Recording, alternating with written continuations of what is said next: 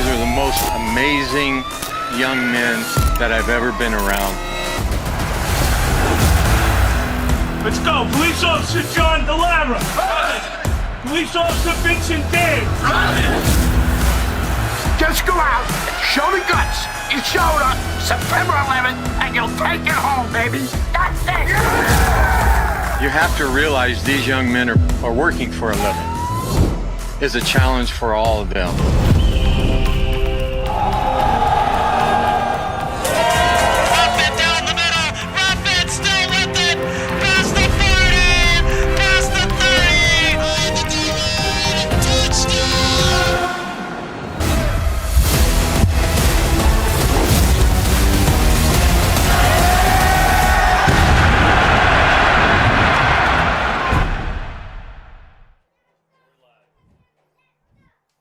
National Public Safety League football coming your way from the City of Lights, Las Vegas, Nevada. The New York Correction Department Boldest make the cross-country trek to face off against the undefeated San Diego Enforcers. Real football, real heroes, live on the NPSFL network, powered by SoCal Sports Productions. Good evening, everyone. From the campus of Palo Verde High School in Las Vegas, Nevada, the NPSFL network welcomes you to a mid-season clash between the 2-0 San Diego Enforcers and the 2-1 New York City Corrections Department, we'll call them NYCD Boldest, in an East versus West Coast showdown.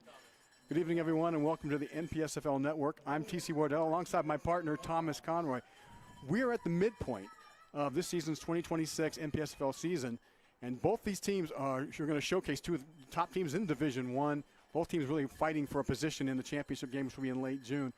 Last time these two teams matched up, 2024, where San Diego edged New York 13-7, but believe me, after 2 years, they still remember this, and they have some sense of redemption in this ball game, Thomas. Oh yeah, no doubt about it. And as you mentioned, kind of you want to win this game tonight to kind of secure your spot in the playoff bubble.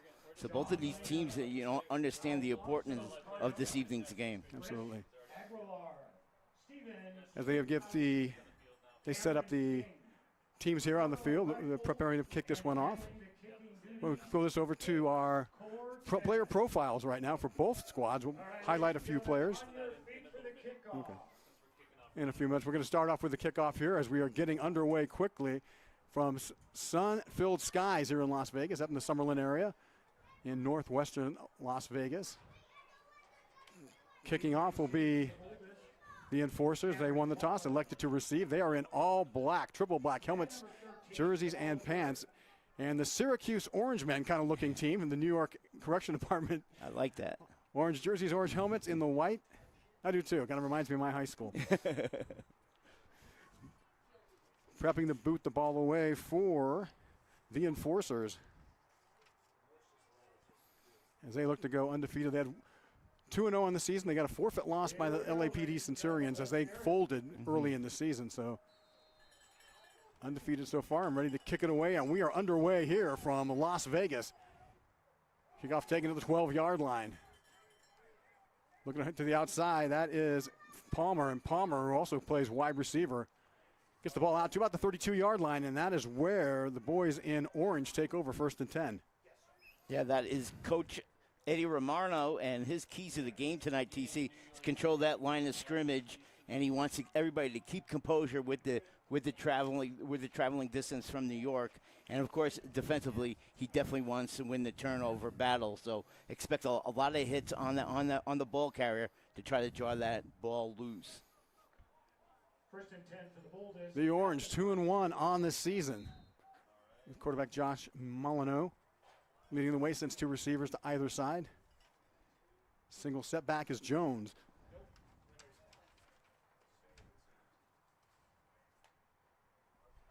Arc the motion to the outside. They're going to go in the keeper and counters inside across the 40 to the 43-yard line. Pickup of 11 on the first play.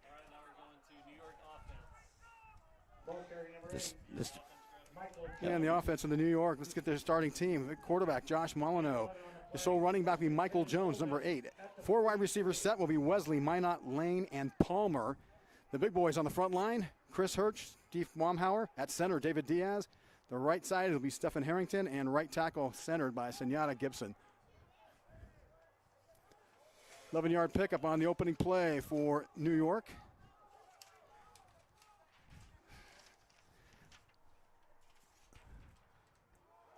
Try to run the same play, this time to off left guard. And battling his way across the 45 to the 46-yard line is Jones.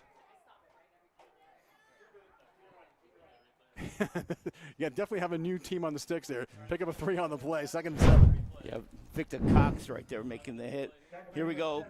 There goes the handoff, as TC mentioned, off the left side, and there goes the hit immediately there by number 21, Victor Cox. He took him down pretty easily. So they're coming out with the opening 2 plays, read option, as they stick to the ground. 3-4 set by the Enforcers. And their defensive coordinator, they like to blitz, so you're going to come from all angles. Yeah, it looks like they're coming up from the middle. Try to give again, this time off the left side. Had some room initially and hit immediately the line of scrimmage by Leno.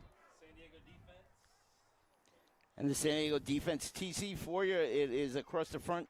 It's Chris Hudson, Nolan Ray, Amador Jimenez, and then the 4 linebackers are Cameron King, Curtis Bryant, Jonathan Lane, Victor Cox. The secondary are the corners, Chris Calvert, Dante Archer, strong safety, Trevin Mosley, and Kevin Norwick is your free safety.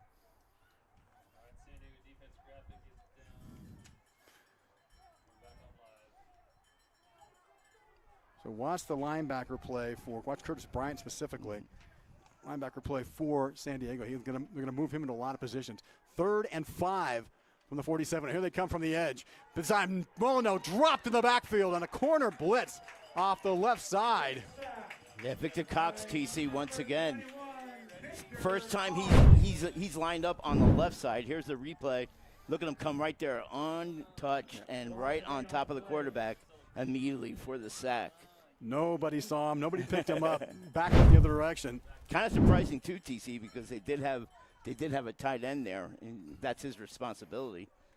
I'm sure he'll be hearing about that Yeah. from his offensive coordinator, who's also the head coach, Eddie Romero. You know, and even if you have a route, you got to chip them to kind of send them wide. So dropping into punt formation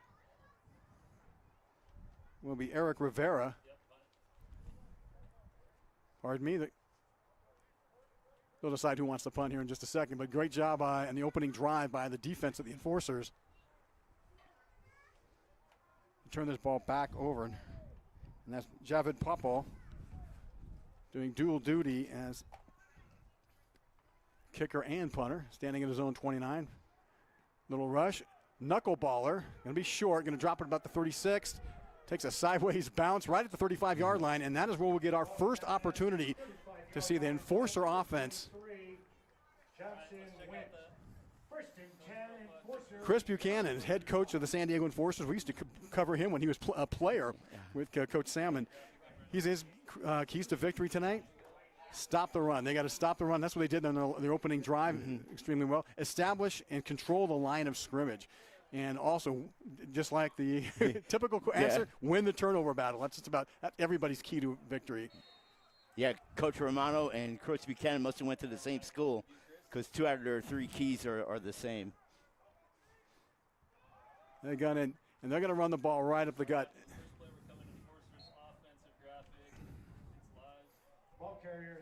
And here's the San Diego Enforcers lineup, TC offensively. It's Omar Perez in the quarterback position, number 10. Robert Lozano, number 20. Steven Swakowski, number 31, is the fullback. The 3 wide receiver set, 82, Larry Roberts, 22, Salvatore Mana, and 83, Josie Mazenga.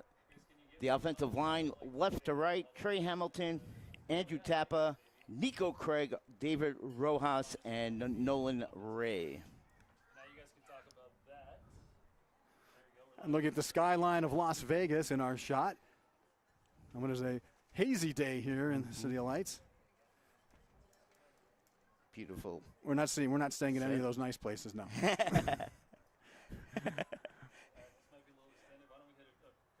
So we'll run over to the mid. So we'll run to a commercial break during this timeout. You're watching the NPSFL live. Oh, I'm sorry. As we thank all who have served, we also renew our commitment to those who need us most. Together, we can ensure that our severely wounded veterans have homes where their service is honored each and every day.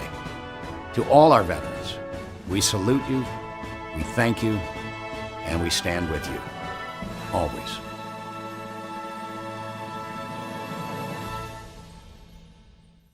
You think you've got what it takes to be a part of the best team in Los Angeles? It takes dedication, courage, and perseverance. Every drop of sweat and moment of sacrifice will push you forward, not just as an individual, but as a team. Make today the day you show the world what you're capable of. Are you ready? Are you ready? Are you ready? Visit LASD.org and take the first step in becoming a deputy sheriff.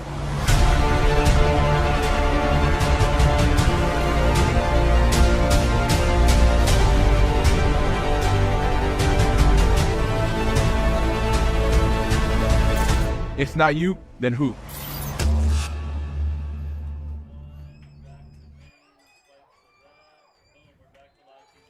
And wow, what a run right up the middle. It took about 6 orange jerseys to bring him down. That's the big buck. Sonny Ty with the run. Look at this run right up the middle, got a huge hole. Ran over one man, I'm gonna run over another. I think I'll take on 3 more. And even his own team had to help bring him down. Yeah, he's old school, TC. 2 hands on the football while he's running. No kidding, 12-yard pickup by Ty.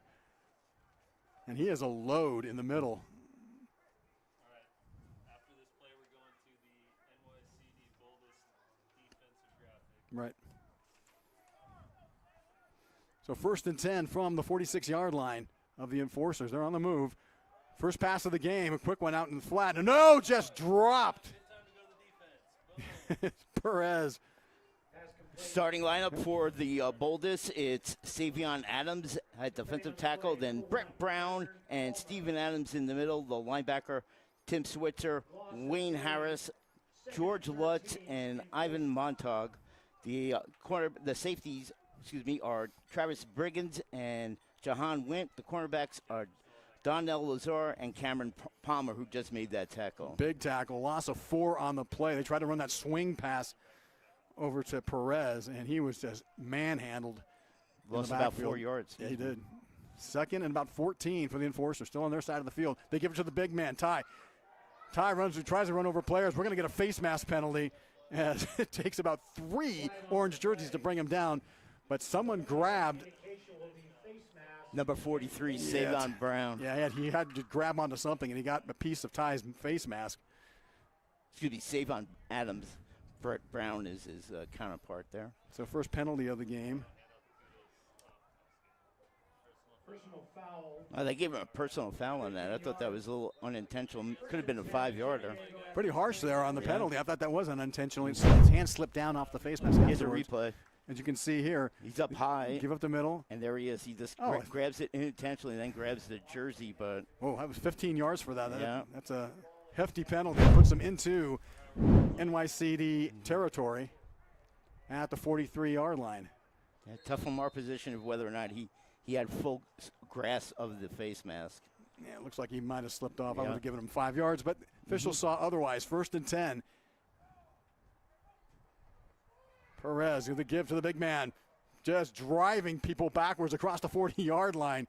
He is no fun to tackle, I'll tell you right now. That's big Sonny Ty. Yeah, Dexter McCray coming up, tried to take him up high and kind of got dragged for a little bit. Gain of 3 on the play, 2nd and 7.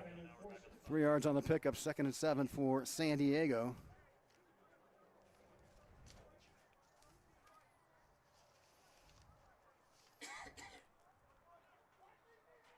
They run with 4 receivers set in, the big man in the backfield. Motion across formation. And looking to throw that direction. Fires out in the flat end. That one's bounce pass off to Perez, and that bounces right in front of him before he gets thrown to the ground again by Cameron Palmer. Yeah. See the man in motion. Now that will be the intended receiver, and as you mentioned, just a little short throw. Palmer reacted late, but came up to give him a hit there. Palmer doesn't care. He's going to come after you. He thinks you have the ball, he's going to come after you. Yeah, Palmer's liberal. He takes about 5 yards off the coverage, and he feels comfortable in that aspect that he can come up and get you close before the ball hits the receiver. Got a timeout on the field real quick to reset the football. It's a big third down play here, TC. 3rd and 7. They're going to go right up the gut with a big man, Ty. But this time they're ready for him, as he'll get only a yard on the play. As New York, a little tired of seeing number 7 carry the football. Yeah, that time they got multiple hats on him. Tim Switzer, number 17, came up and made the final hit to take him down. And it looks like the big guy's going to come off the field right now. He's tired. He's got his helmet off, and he's huffing and puffing as he walks off the field. So 4th and a long 5. Thomas, looks like they're going to go for it here. Yeah, you're kind of in that no man's land, right, Yeah. TC? You don't a little too long to kick a field goal, and if you can't kick a field goal, you're definitely not going to try to pin your opponent inside the 10. So they're going to go for it right here. 4th and a long 5. Let's call it 6 from the New York 37-yard line. And now they're looking back to the sideline for the call. This might be a quick punt as they drop back, as Perez drops back about another 3 yards. Yeah, the free safety's going back like he's going to catch it. He's standing about the 20 They right bring now. no rush, and so he's going to pooch this one. Try to get a bounce out of it. Hits at the 5 and goes into the end zone for a touchback. And the New York defense does its job. Forces the punt and will take over 1st and 10 at their own 20-yard line. 6:49 left to go in this opening quarter. No score between East Coast and West Coast. San Diego Enforcers 2-0 on the season, while NYCD Boldest, they are 2-1. Both of them looking for movement and positioning in the Division I playoff race. Yeah, and they have one common opponent. That is the Charlotte Cobras. The Boldest defeated the Cobras 14-13 in an overtime thriller in Week 6, while the Enforcers played the Cobras in Week 3 and won pretty convincingly 24-7. Thomas, after the first play, we'll hit the library. So, Chris, just stay wide after this play because we have the library graphic. Stay on camera. So 1st and 10 for New York, the Boldest. 2 receivers set to either side. That is Jones in the backfield. This time play action. They fire out into the flat, complete. Tries to get by one defender, but swarm tackling by the Enforcers keeps that to about a 3-yard gain. And our fourth quarter sponsor is Gary Sinise Foundation, serving the nation by honoring veterans, first responders, their families, and those in need. The Gary Sinise Foundation creates and supports unique programs designed to entertain, educate, inspire, strengthen, and build communities. While we can never do enough for our nation's heroes, we can always do a little bit more. The Gary Sinise Foundation. 2nd and 7. So far, it's been a defensive slugfest in the first 5 minutes of this game. 6 minutes to play in this opening quarter. Yeah, not much throwing in here early on. And what has been thrown is pretty much to the sidelines. Yeah. With these quick seam patterns out to the flats. Looks like they're showing blitz. They're going to bring forward. They back it off. Molino in trouble, rolls to his left. Looks like he can tuck and throw. No, he's going to throw it over the top. He's got a man open to the 35 and brought down right there for enough for a first down. Pickup of 12. That was Rondell Lane. Look, TC, how Rondell Lane, he's up on the top. He's going to run with the quarterback as he's rolling out. He's going to come into our picture right there, and he just hits him right in the middle, right between a linebacker and a corner. Great route running there by Lane. It was great route running, and he saw the opening in the hole where the comfort level was, and he just kind of sat there waiting for his quarterback to find him. So a 12-yard pickup on the pass, 1st and 10. Rondell comes from the Philadelphia PD department as they had to disband their team, so he's been a nice pickup here for the Boldest. Yeah, too many Philadelphia and New York fans typically don't get along. I resemble that remark. You should resemble that remark if we have a timeout on the field. Timeout by the Boldest. 4:58 left to go in the opening quarter. No score here from Las Vegas on the NPSFL network. Giving a mortgage-free home to a catastrophically injured veteran. Do people understand what that means? lot of these people living in situations that they can't get around, with their disability. I mean, come on. By the end of next year, we'll have paid off mortgages for over 2,000 of these great heroes, and also for fallen first responders that are catastrophically injured or died in the line of duty to leave young families behind. We're proud of that. Tunnel to Towers has been caring for America's greatest heroes for more than 2 decades, and we ask you to join us on our mission to do good. If you're interested in becoming a deputy sheriff trainee, let me walk you through the process. The first step to our process is to complete an application on our website. You will receive an email with instructions on how to take our written exam online. If you are successful in your written exam, you will move on to the next step, which is the physical agility test.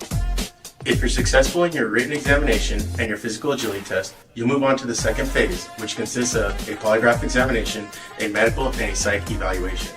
The last phase will be a deputy chief's oral interview where you get the opportunity to possibly receive a conditional job offer. Hi sir, how you doing?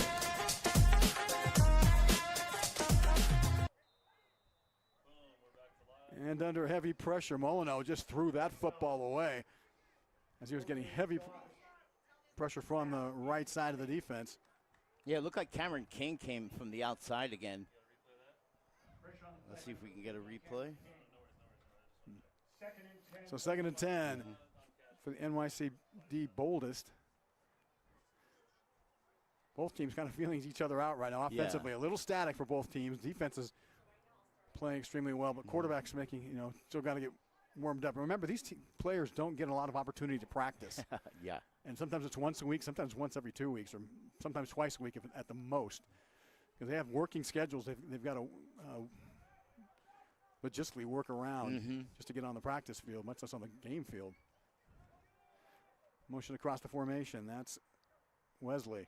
The give on Reed right up the middle, and this time met immediately on the interior line of the Enforcers. He'll get about a yard on this play, bring up 3rd down and 9. And one other thing, TC, quickly, if I can mention, they don't have facilities where they can go and work out and, and prepare for their next game.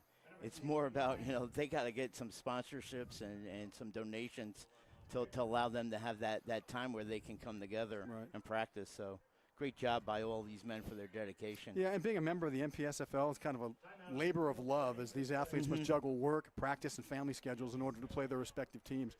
Note also that these public servants that come out of pocket to cover the expenses required to play in the league. They're not being paid for this. No, not at all. And so this is, like I said, a labor of love, something they want to enjoy doing. They do it not only for their team, they do it for the camaraderie, but they also do it for the community. Because there's a lot of outstanding community outreach through the National Public Safety Football League. Yeah, and both of us with our fathers as police officers, we know the long hours that they had during their time as officers. So you kind of like applaud these guys even more because you know how long they work at their own jobs, and then they put on a pair of pads and practice. That takes a lot of dedication. There's a lot of commitment from family and friends too, knowing they're going to be gone. They have a shift or 10 or 12 hours. Now we're going to go out and practice for another three hours. So it's a great, like I said, a labor of love, and it's a wonderful commitment to the team, to their community. And then what we, like you and I said, we both have fathers that were in law enforcement. Mine in L.A., you're in New York. So we kind of hold a special bond with us as well. 3rd and 9 for New York. 3 receivers set to the near side. They stay cover 2 for the Enforcers. Looking to throw with Molyneux. And that one's blocked at the line of scrimmage. Incomplete. And the Enforcers again. Defense coming through, and we'll have to bring the punting unit out for New York. Yeah, I'm going to give that tip to number 45 just off the first look. He had his hands up, and he tipped that ball right at the line of scrimmage because they did have a receiver out on the far flat there, TC, that it could have been a first down and maybe a little bit more. It's a nice play there by the Enforcers front line. So Popple will go back into a familiar position he was in the last drive, out on his own 25-yard line to punt this one away. So far, defense has been the name of the game here with 3:36 left to go in the first quarter.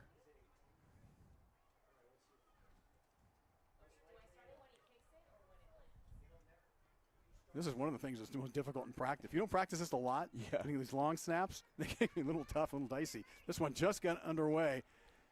She takes a short bounce at the 41 and rolls to near the 35. And once again, The Enforcers will start at their own 35-yard line on their second possession of the game.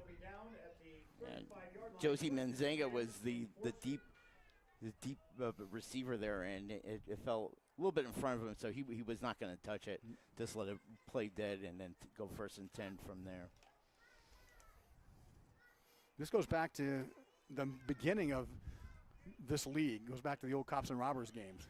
That I remember back as a kid. Yeah, you were telling us about that on Dad our would take me drive to those up. games, and Yeah. they'd have the sheriffs and the police playing second-level prisoners, and those always turned out to be bloody games. But from those games, though, however, it kind of evolved into police and fire, and then adding in other groups like San Diego's got Border Patrol and Navy. 1st and 10 for the boys in black. The give right off the left side, trying to navigate a few yards to about the 12:38. Pick up a 3 on the play. Adams with a stop for New York. Gain of 3 on the play.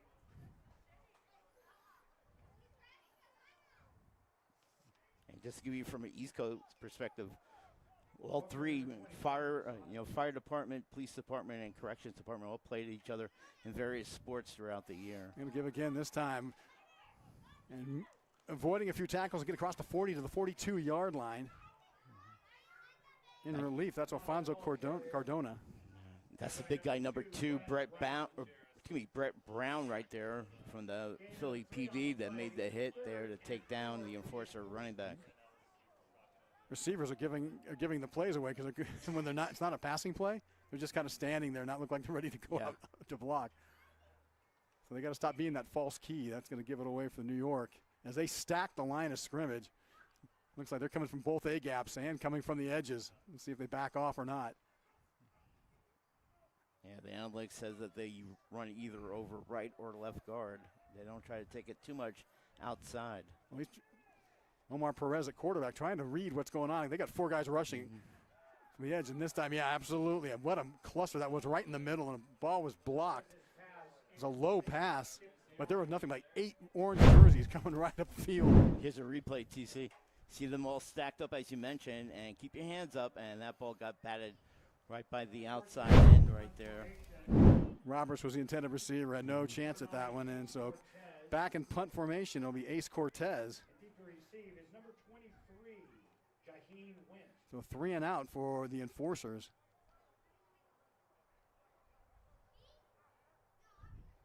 As the defense holding steady for New York. And you might get a return here. Pretty good chance. 1:54 left to go in the opening quarter. We're at the 25-yard line. No snap.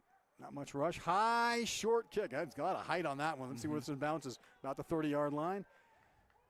Takes a neutral bounce out of bounds about the 29, and that is where New York will take over for their 3rd possession of the game and see if they can get over the midfield stripe.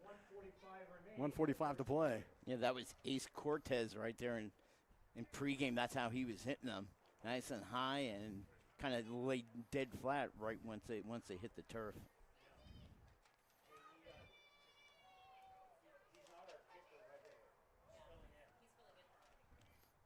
As we get word that is a backup kicker filling in roles. Yeah, doing a good job. Yeah. Remember, once again, the scheduling is difficult. Yeah. These guys are on. Those guys are working. I mean, they've got to work this around their work schedules. So sometimes players show to games, sometimes they can't. The same holds true for their practices. But for New York, this is a big trip out west. They're looking not only to get that 3rd win and move into a driver's seat in Division I, but they're looking to kind of prove a little something to the West Coast that New York has what it takes. They throw out in the flat again on the swing pass. Looking for some room, makes a nice move, tries to get outside, and here come the team in black. Ball's loose. Picked up at the 12 and rumbled into the end zone. Nolan Ray. Johnny on the spot. Now some of them are saying the ball was down, the player was down, but I didn't see a whistle. Nolan Ray on the spot. Let's take a look at what happened here, Thomas. Yeah, right there.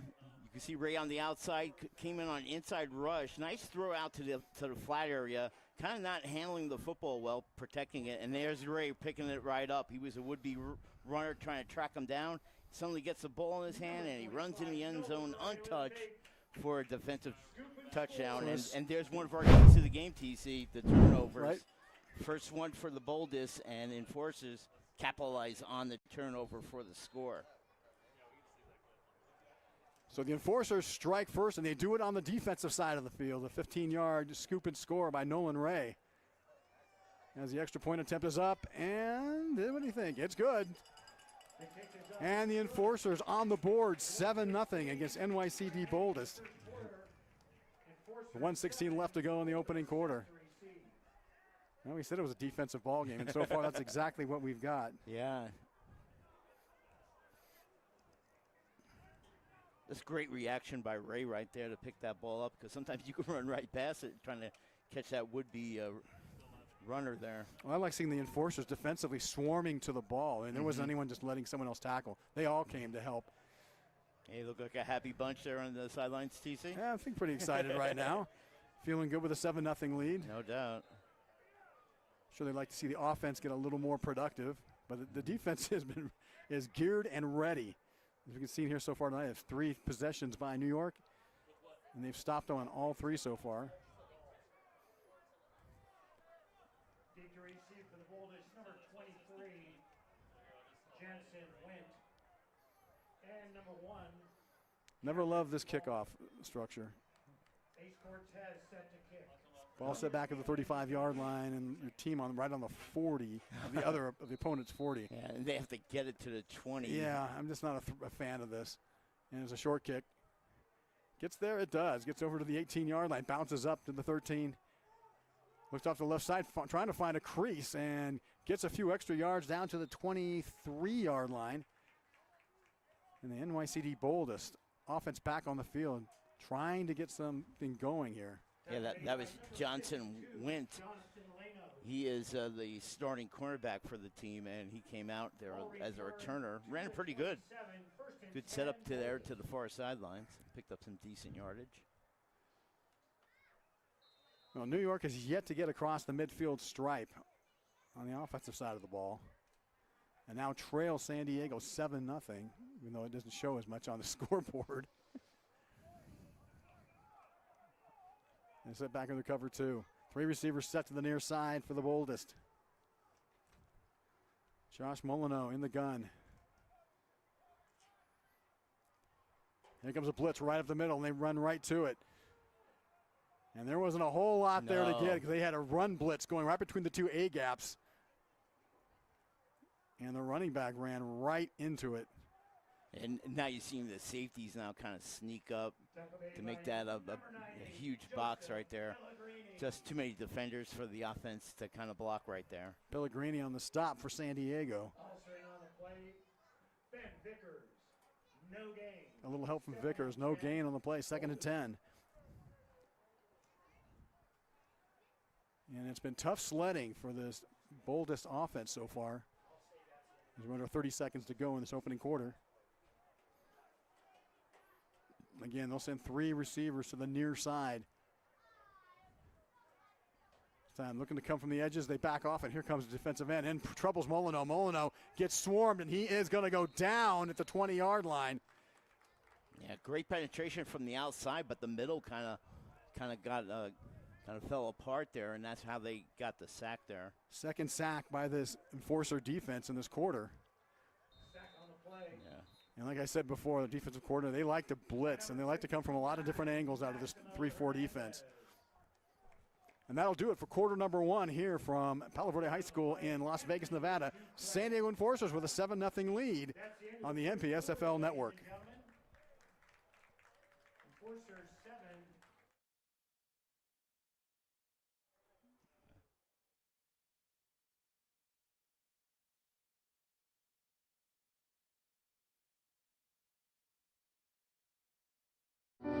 Good afternoon.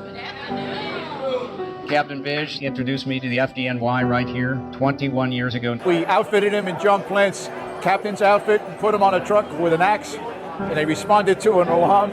I remember that like it was yesterday.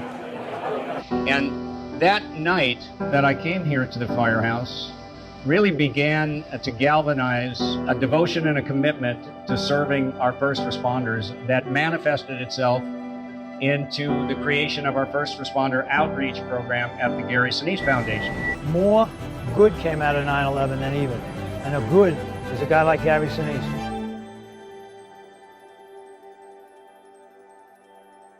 So we're not looking for a specific body type. We're definitely not looking for a specific character trait. We're looking for the person that can articulate that they want the job, that they have a desire to be a career firefighter for us, and that they're going to be dedicated to the city of San Diego.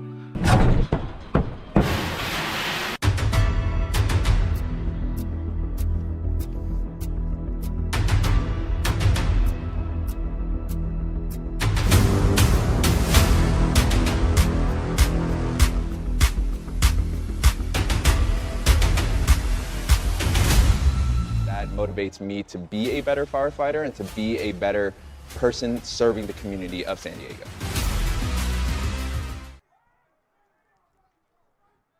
And on 3rd and long, Molyneux gets drilled in the backfield. Great job in the coverage sack there.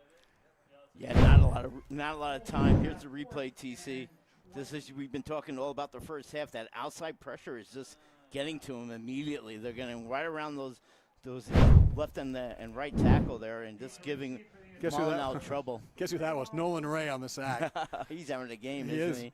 And that was a 3-man rush. They didn't even bring a blitz that time. Yeah. They dropped their linebackers. And with 3 men, they still put heavy pressure on the quarterback, dropping Molyneux for a 10-yard loss. And the sack, and they're forced to punt them away once again. And as Popal getting busy with that right leg of his. 3rd time he's had to punt. Under pressure, gets it away. It's a spinner and a good kick. Where midfield takes a heck of a bounce up to the 40 and slide down. Oh. Everybody on the ground here. He got. Start of this next possession, we'll do player spotlights. Let's start with the player spotlights. Start. 40-yard line, Curtis 1st Bryant. and 10, San Diego. We can go to that right now. Rolling over to the player spotlights here. Let's talk about Curtis Bryant, linebacker for the San Diego Enforcers. San Diego Police Department. He is a SWAT member, played at Poway High School. He's a local product. In his 10th season with the Enforcers, he talked about, I'm grateful to be able to channel my love for the game into raising money for charity and making a difference in the community. The camaraderie and brotherhood of the Enforcers is unlike anything else. It's one big family, and he's honored to be part of it. Yeah, we've done a lot of games, TC, for the Enforcers, and that's the sentiment that you pretty well hear all throughout every player that we've come in contact in through the years. Just the great joy of working in the community. 1st and 10 for the Enforcers. And the big man Ty rolls over to the right side. He's going to run people over at 45. Somebody help. All the way down to the 47-yard line. Yeah, that was a couple of players there that were like, wow. Never seen him come outside. Here's Darren Wisely, the wide receiver. He loves being part of this league, too. As he says, it's a true privilege to bring together first responders from across the country, allowing us to build some strong bonds while doing what we love, making a meaningful difference in our community. He obviously works for the New York City Department of Corrections. He went to Erasmus High School in Brooklyn off of Flatbush Avenue. Oh, you knew that one by heart. You knew the address. You Googled that, didn't you? And went to Buffalo State from 2016 to 2020. Anything else about him that we don't know about? What's his favorite color? Hey, favorite cereal? A lot of famous people went there around this hall. 2nd and 3. On the give right up the middle. Why not just give it to the big man again? And now it's a rugby scrum trying to bring him down. He's still on his feet. Wow. His own teammates are helping him down. Oh, is he a load? Ty just rolling people over. Look at this run, TC. Straight up the gut, and then it kind of veers out to his left. Look at he's got 4 guys on him now. Yeah. And there's Brown trying to take the ball away from him, and then he gets, for his effort, a nice block straight on. So a little finger pointing, warning him, hey, I'm here. I'm not going anywhere. Little Dikembe Mutombo. Oh, wagging the finger there. Don't you go there. Pick up the 13 on the play and run. Boy, it looked like he was stopped for a 2-yard gain and picked up 9 yards after contact.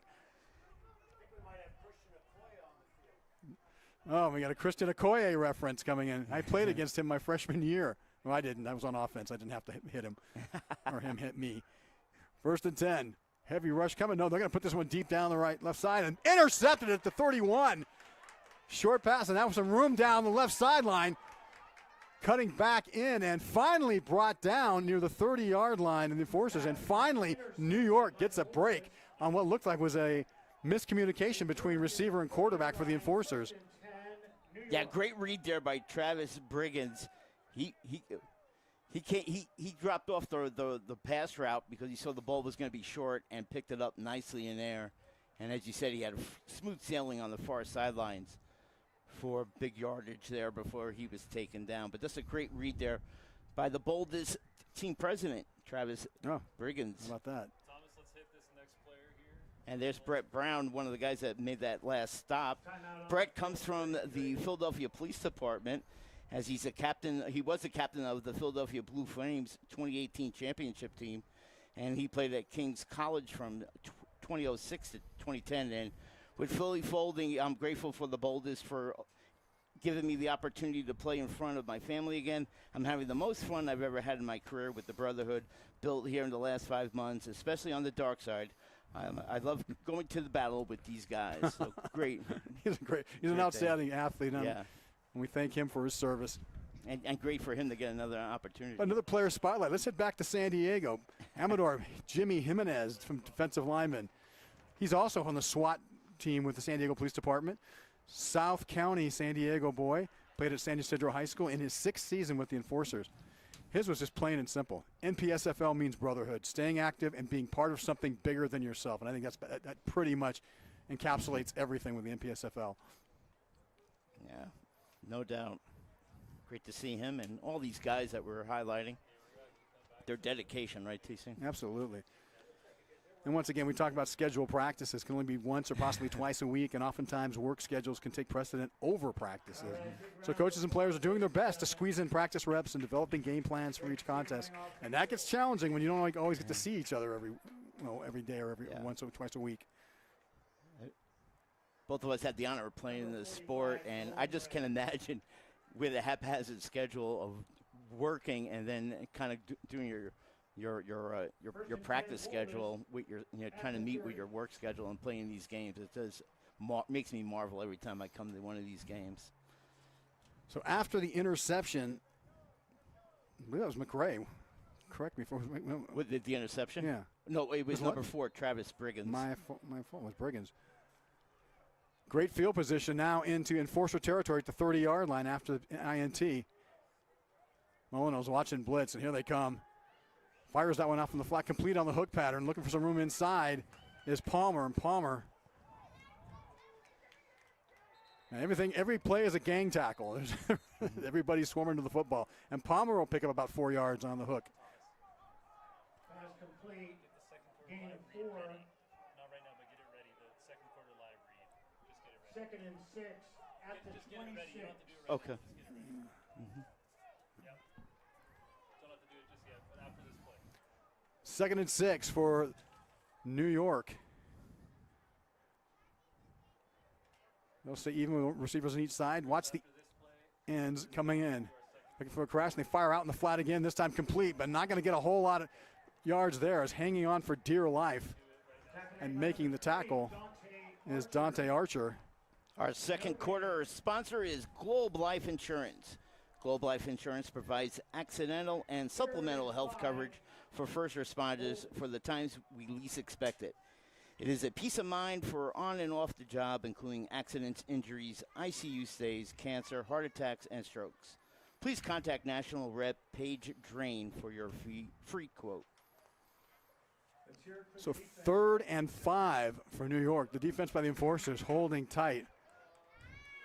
And New York in their deepest field position here so far in this ball game. Excuse me, TC, that was Rondell Lane again that made that catch, but like you mentioned, the Enforcers kind of got on him quickly. That was not going to allow him any extra space to run downfield. Boldest have been keeping their passes short, trying to find some movement. Now this time rolling back, and it's a throwback and a well-executed one up to the 20-yard line, and finally legs taken out of him at the 18. That's Eric Rivera on the reception, I believe. No, pardon me, that's Casmel Minot. Yeah, Minot on the throwback. You can see, watch this, TC. Watch a little chip right there And then he allows Minot to get out in the flat and makes the grab, and he gets right past the 20 to the outside. But that little chip there by number 23, Jahan Wint kind of allowed the play to kind of fully play out. Left tackle Chris Hirsch made a huge play to open that hole up. He's clearing out the outside linebacker. Yeah, two key blocks on that play. 1st and 10, they're going to go right up the middle, and they're going to go very little distance here as running into a wall of black jerseys. Chris Hudson might have got a half yard on the play. Tackle made by number 76. Chris Hudson is they call him the big man, TC, and he's going to compete in a strongman competition here in Las Vegas later tonight. And you're going to be there too, aren't you? In the Masters division? Yeah. I'm competing. My time is 9:45, so this game doesn't end. I have to leave, people. Got a lot of flexing to do. 2nd and 10 for the Boldest. No gain on that last play. San Diego trying to keep New York out of the end zone with a 7-0 lead and 8:42 left to go until halftime. Molino sent 4 receivers out with motion out of the slot. Yeah, there goes that blitz from the outside, faked a little. Run that option. Wasn't pretty. Out the outside. That play is going to try to dive back inside. That wasn't going to work from the start. That had some issues. It took a long time to execute. Yeah. I'll show you what's going on here, being a former option quarterback. Yeah, here you go. Let me give here. I don't know what to do. Too deep in the backfield. And then watch the swarming defense by the enforcers. They are just all over this. Yeah, look how many folks. There are 6 helmets right there making a hit on Wint. And TC, just let me know if I'm correct. That pitch was also not ideal either, a little high, shoulder high. You wanted about belt high, correct? Absolutely, coming from an option quarterback from back in the day. And it took a long time to execute. Taking the play action in the middle and trying to roll that outside. There was a lot of black jerseys who just weren't fooled. And loss of 4 on the play, making it 3rd and a long 14 for the Boldest. As they have not thrown the ball deep downfield aside from once in this ball game so far. And here comes the blitz from the far side. In trouble. Molino sees it. He's just going to toss it up. 50-50 ball and broken up near the goal line by Cameron Mitchell. Yeah, that was a great breakup because he kind of threw that almost perfectly there to number 9, Minette, as that ball was thrown out. Oh, we got a flag. We got a flag on the field, but take a look at this. Watch the pressure coming from the far side, and then comes the middle. He just got rid of it. Yeah. Like I said, just threw that one up for grabs. Mitchell there to help break it up over Minot, and now a penalty on the field, as you indicated. And TC, that's the hardest coverage you can have, one-on-one coverage with a big receiver. Yep. And he played it beautifully, Mitchell. Well, they're going to, with the incomplete pass, they're going to negate the penalty, and it'll be 4th and 14. And the Boldest going to go for it here. Need to get inside the 10-yard line for a first down. 7:21 left to go until the break. All right, ladies and gentlemen, on your feet. That's Ricky Wilby in the backfield with Molino. Man-to-man coverage there, right in their faces. Molino with time. Molino pump fakes, fires over the middle, and looks like it was accepted, but it's only about a 3-yard pickup. So that's going to turn the ball over on downs to the enforcers as the Doomsday defense does their job again. Yeah, and give the defense credit there, TC. There was nobody open for even a deep ball to get the first down marker. Just great coverage there by San Diego, as he just threw it. This is not to get recorded as sack. So San Diego will take over on their own 21 with 7:13 left to go until halftime. Neither offense has scored here today. However, with the defense of the enforcers forcing a fumble and Nolan Ray on a 15-yard scoop and score, and that is the only lights on the scoreboard right now. As Omar Perez brings the offense back on the field for San Diego. They give up the middle, and a lot of orange jerseys meet him right at the line of scrimmage. He's not going to get anything on that play. Two outside defenders converged into the middle, and with the middle defensive line help right there, there was not a lot of running real estate there for Lozano. They'll even bring it back about a yard. So 2nd and 11 as Perez starts moving the chess pieces around offensively. Robert Lozano, part of the San Diego Harbor Patrol. And Lozano in the backfield at running back. Doing a little bit of RB by committee here as they send 3 receivers to the short side. Actually near side. And an inverted cover 3 and a 3-4 front. And Lozano now flicks us out. Pass in the flat complete on the hook curl area to the big tight end, number 82, Larry Roberts. And Roberts will get a few on the play. Let's call it 4. And that'll bring up 3rd down and 6. Cameron Palmer once again, TC, with the tackle. He's offense and defense. He does a little bit of everything for this team, for New York, I should say. Again, Lozano will stay in the backfield. They'll send 3 receivers this time to the top of the screen. Safety's playing a little shallow here on 3rd and 6. Same play to the opposite side. No, Perez going to go deep. Perez throws it right into coverage, and that's nearly intercepted. Oh. Well, he threw that in between 2 orange jerseys. Yeah, Donnell Lazar right there kind of got a hand on it. Turned around a little bit late, TC, and that was the reason why I don't think he picked that ball off. So it's 3 and out for San Diego. And they'll be punting the football for the 3rd time. And not a preferred pass. Your defender is sandwiched between 2 New York defenders. And that one nearly picked off. You already have 1 interception today by New York. And we're looking at number 2. So 4th down. Ready to boot this one away. And that one might have got a piece on it. That's going to go straight out of bounds.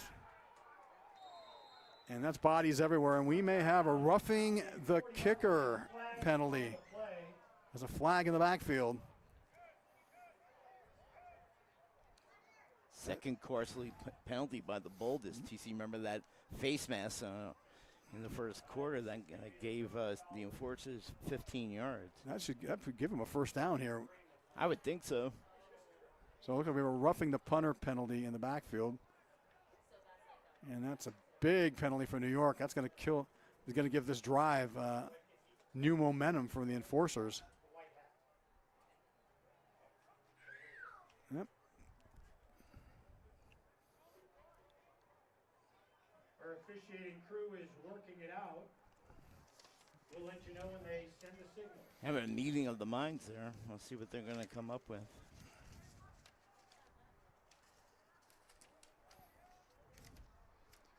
And there they go, TC. They're going to walk it off. Yep. They only gave him a 5-yarder that time. Interesting. So it's still going to be, okay. So 4th and 1, they're not going to go for it here. They're going to still punt it away. I'm a little surprised here. Not a quick snap to the Let's see what they do if there's something crazy here, because I would have probably gone for it in 4th and 1. Nope. Nice snap. Got plenty of time. Kicks this one away. To Spinner. It's going to hit at about the 42. Takes a bounce right into an enforcer player at the 37. And New York will get the football back with 5:16 to play until halftime at their own 37-yard line. 5:16 remaining in the 2nd quarter. Best field position for them in the contest for the Boldest.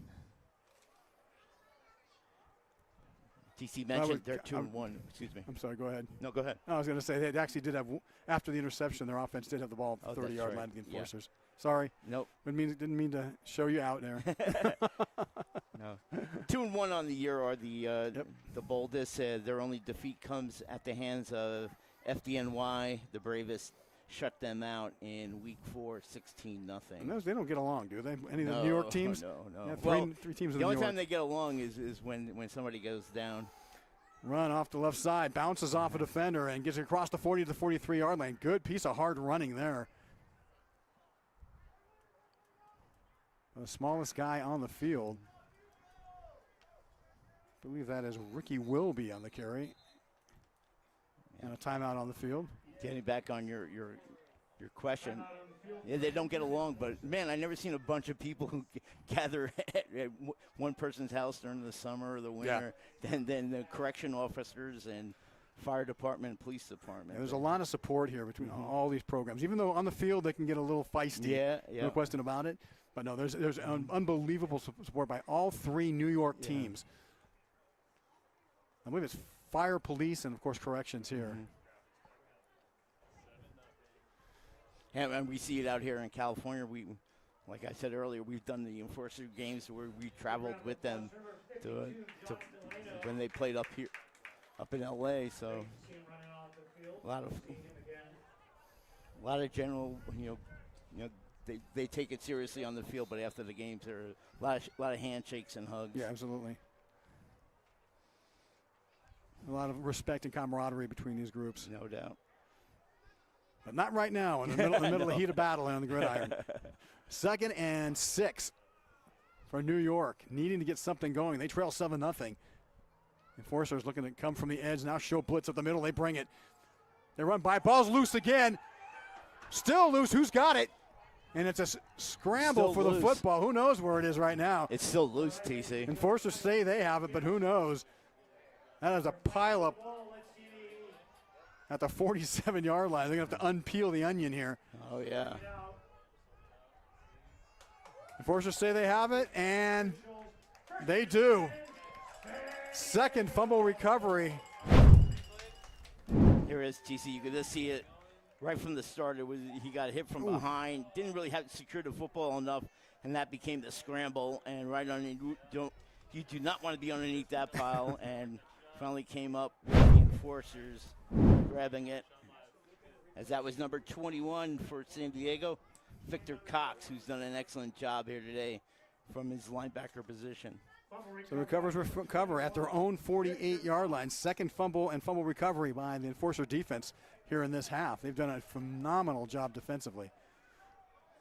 And now they get the football once again. Somebody on offense has got to score. Enforcers want to look to do it right now. They give to Lozano. Lozano working off the left side, and he's going to go nowhere. Oh, wow. In fact, he's going to lose 4 on the play. Outstanding job by Eric Rivera. Number 20, Robert Lozano. Loss of 3 on the play. 2nd and 13. So let's not run that play again. As the Boldest were right there to stop that. They sniffed that one out early. Well, it has been a defensive slugfest here so far in this half. 2nd and 13. Ball back at the 45-yard line of the Enforcers. That's Gomez at quarterback. Pardon me. Perez at quarterback. Throws a swing pass out to the big man, Ty. Ty just takes one man on, gets around him, and he's getting help from a lot of orange jerseys. He gets across the midfield to about the 49-yard line. Picked up about 6 on the play. Yeah, he got initially hit by Wayne Harris. Watch this replay. You're the most unhappy defensive back. I'll show you right now. Right there on the hash marks. Oh, sorry. Yeah. Harris went up high, couldn't get him, and finally got taken down there by number 52, Donovan Jones. Johnson went in the corner for the Bold. Yeah, the Bold, thank you. Took a big hit there, probably free safety. He's probably giving up about 60 pounds to Ty. Pick up 6 on the play, makes it 3rd and 7.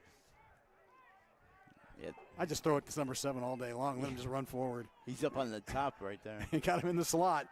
Looking to throw. All day to throws Perez. Far over the middle. Dangerous pass. Oh, and that could have been intercepted. Through, trying to find the big man Ty again, but he was double covered in the middle of the field. And that's the 3rd time Perez has thrown the ball in traffic. The ball's incomplete, calls it 4th and 7, and that'll bring in the punting team for San Diego. Punt team on the field. 2:51 remaining in the second Great quarter. play there by Jermaine Wilson, the number 0 right there, to get up on top of Ty and tip that ball down. Perez throwing some dangerous passes here in the first half. He has 1 interception already.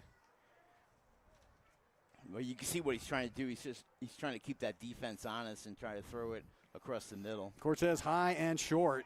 End over end kick. Where's it going to land? And it takes one heck of an Enforcer's bounce. Rather, pardon me, takes a New York Bold bounce, pardon me. And they'll get the football in good field position at their own 42-yard line with 2:41 left to go until the half. At the 42. Yeah, TC, both of these coaches in their keys to victory wanted to win the battle at the line of scrimmage, and right now I gotta say it's pretty even. Yep, for I would both agree. sides. I think it's just been defensive play. I think it's been breaks, and those 2 fumbles by New York. Yeah.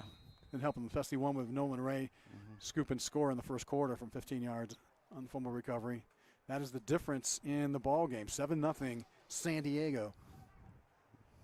And it's been a battle at the line of scrimmage, no question about it. It really has. And they're going to go with a triangle up at the top of the screen. A little different formation here. Let's see if they decide to run out of this. Will be in the backfield with Molino. Looks like blitz coming, and they bring it. Molino looking to throw, throws high downfield, well covered, and what a grab at the 20-yard line.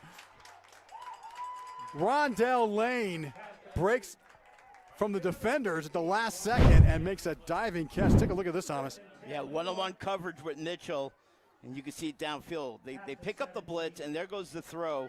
And look at that one-on-one coverage, and coming over number 2 for the Enforcers, Chris Calvert, to try to help out there. He got separation at the last moment. But that's a throw they've been trying to get all game long, and they finally convert. 41-yard connection between Molino and hitting the 2-minute warning. 7-0 San Diego, but New York threatening here on the NPSFL network. If any first responder or Gold Star widow has someone die in the line of duty and they leave a young family behind, we pay every mortgage off in America. Which is such a humane thing to do, to take care of the people that are taking care of us. Exactly. It's simple. It's really simple math. People know that when they make a donation, their money is going to go to these heroes. True. It's like guaranteed in the bank. This is money well spent, and you know exactly where it's going. Please donate $11 a month at T2T.org. When I was a little boy in Jamaica, I saw a firefighter climb into a burning building, put out the fire, and I knew then that's what I wanted to do. My Pro B class was the first class after 9/11. Well, I played football in college as well, so as soon as I got on the job, even as a Pro B, guys were like, all right, listen, you got to play for the football team. Our second year went to the championship and won against LA Fire, so it was a lot of fun. It's a whole different type of family concept. It's very cool. Fire duty is what we sign on for, but there's so many avenues on this job. As a mentor, I pay it forward by being consistent and leading by example. If you want to become a leader in the greatest fire department in the world, join the FDNY. It's hard work, but it's the best decision you'll ever make.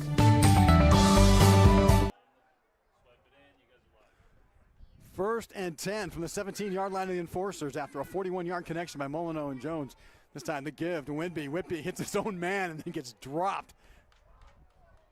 And his big left tackle. It ran right in his back, and then Enforcer defender was there to clean it up. I'll tell you, TC, number 52, Jonathan Lano, could have broken that play up. It was just a split-second difference between the handoff and the runner getting past Lano as he went right up the chute. 2nd and 10. New York in their best field position at the 17-yard line. The Enforcers, 125 and counting here in this opening half. So there needs to be a little bit of urgency. They've got all 3 timeouts at their disposal. Rather 2, I believe. I think they used one in the first quarter. They just take one now. And they're taking one now. Yeah, way too long to get to the line of scrimmage. Timeout on the field, 1:10 to play in the first half. New York wants to talk about it. NYCD down 7-0 against San Diego on the NPSFL network.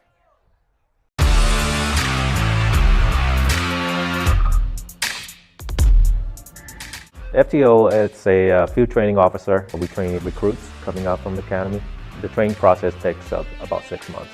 If you teach to recruit well, they make good officer on the street, and I think that's a big warning to me.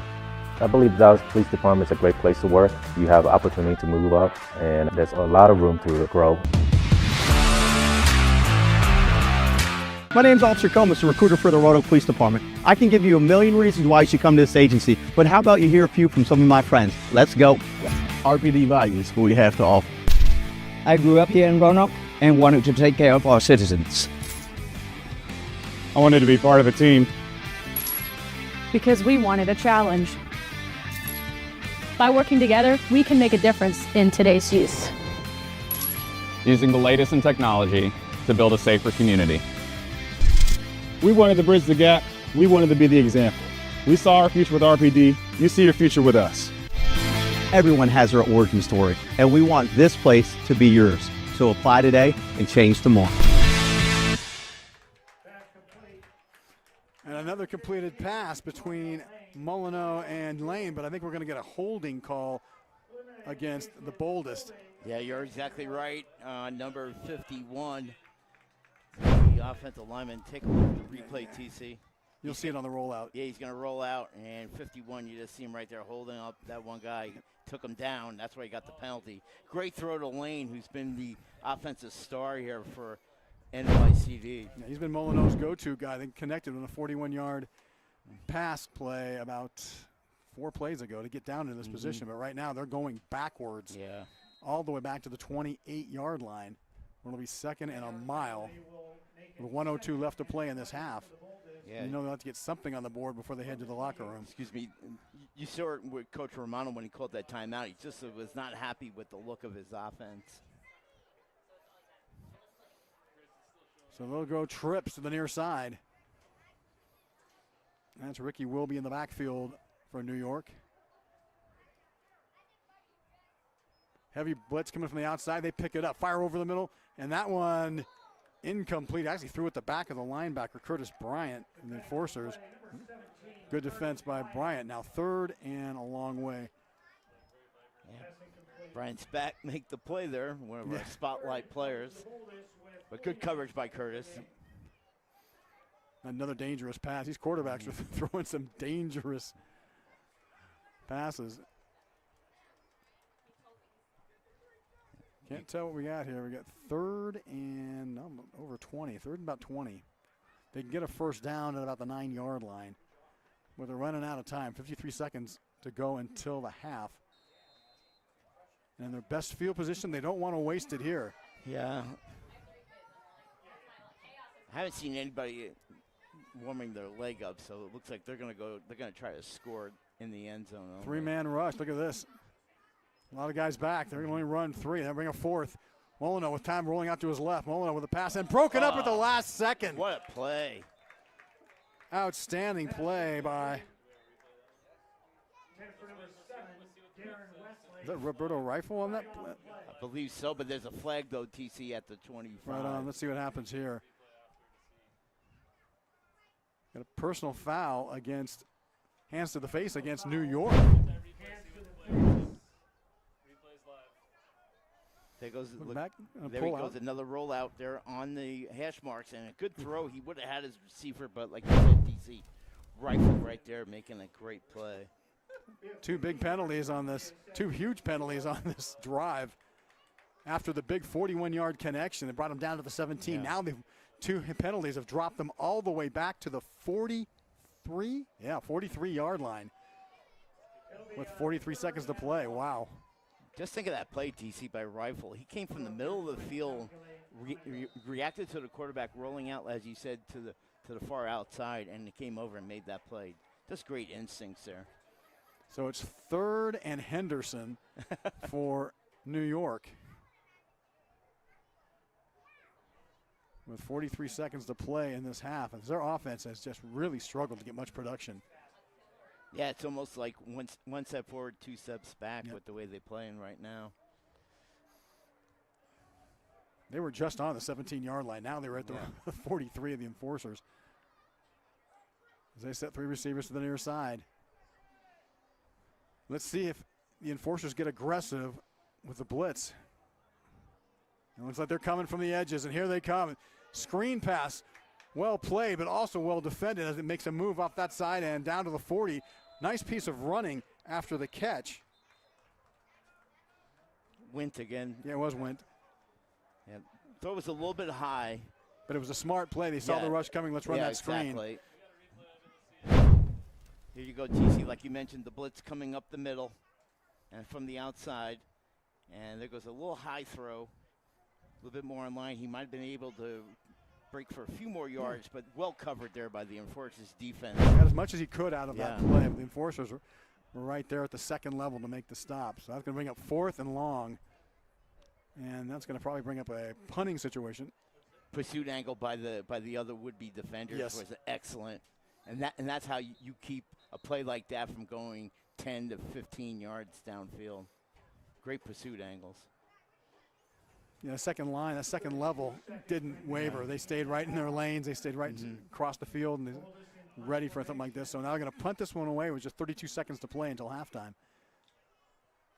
As the New York offense, again, being stymied by this Enforcer defense. Deep to receive for the Enforcers, number 4, Traylon Mosley. Low snap. Kick is kind of a pooch, funky one. Don't touch it. It's going to take a heck of a bounce. That may go out of bounds inside the 5 or close to it. Yeah. Heck, if I was a coach, I'd take that every day at the 6-yard line. So the pooch punt works out. So with 22 seconds.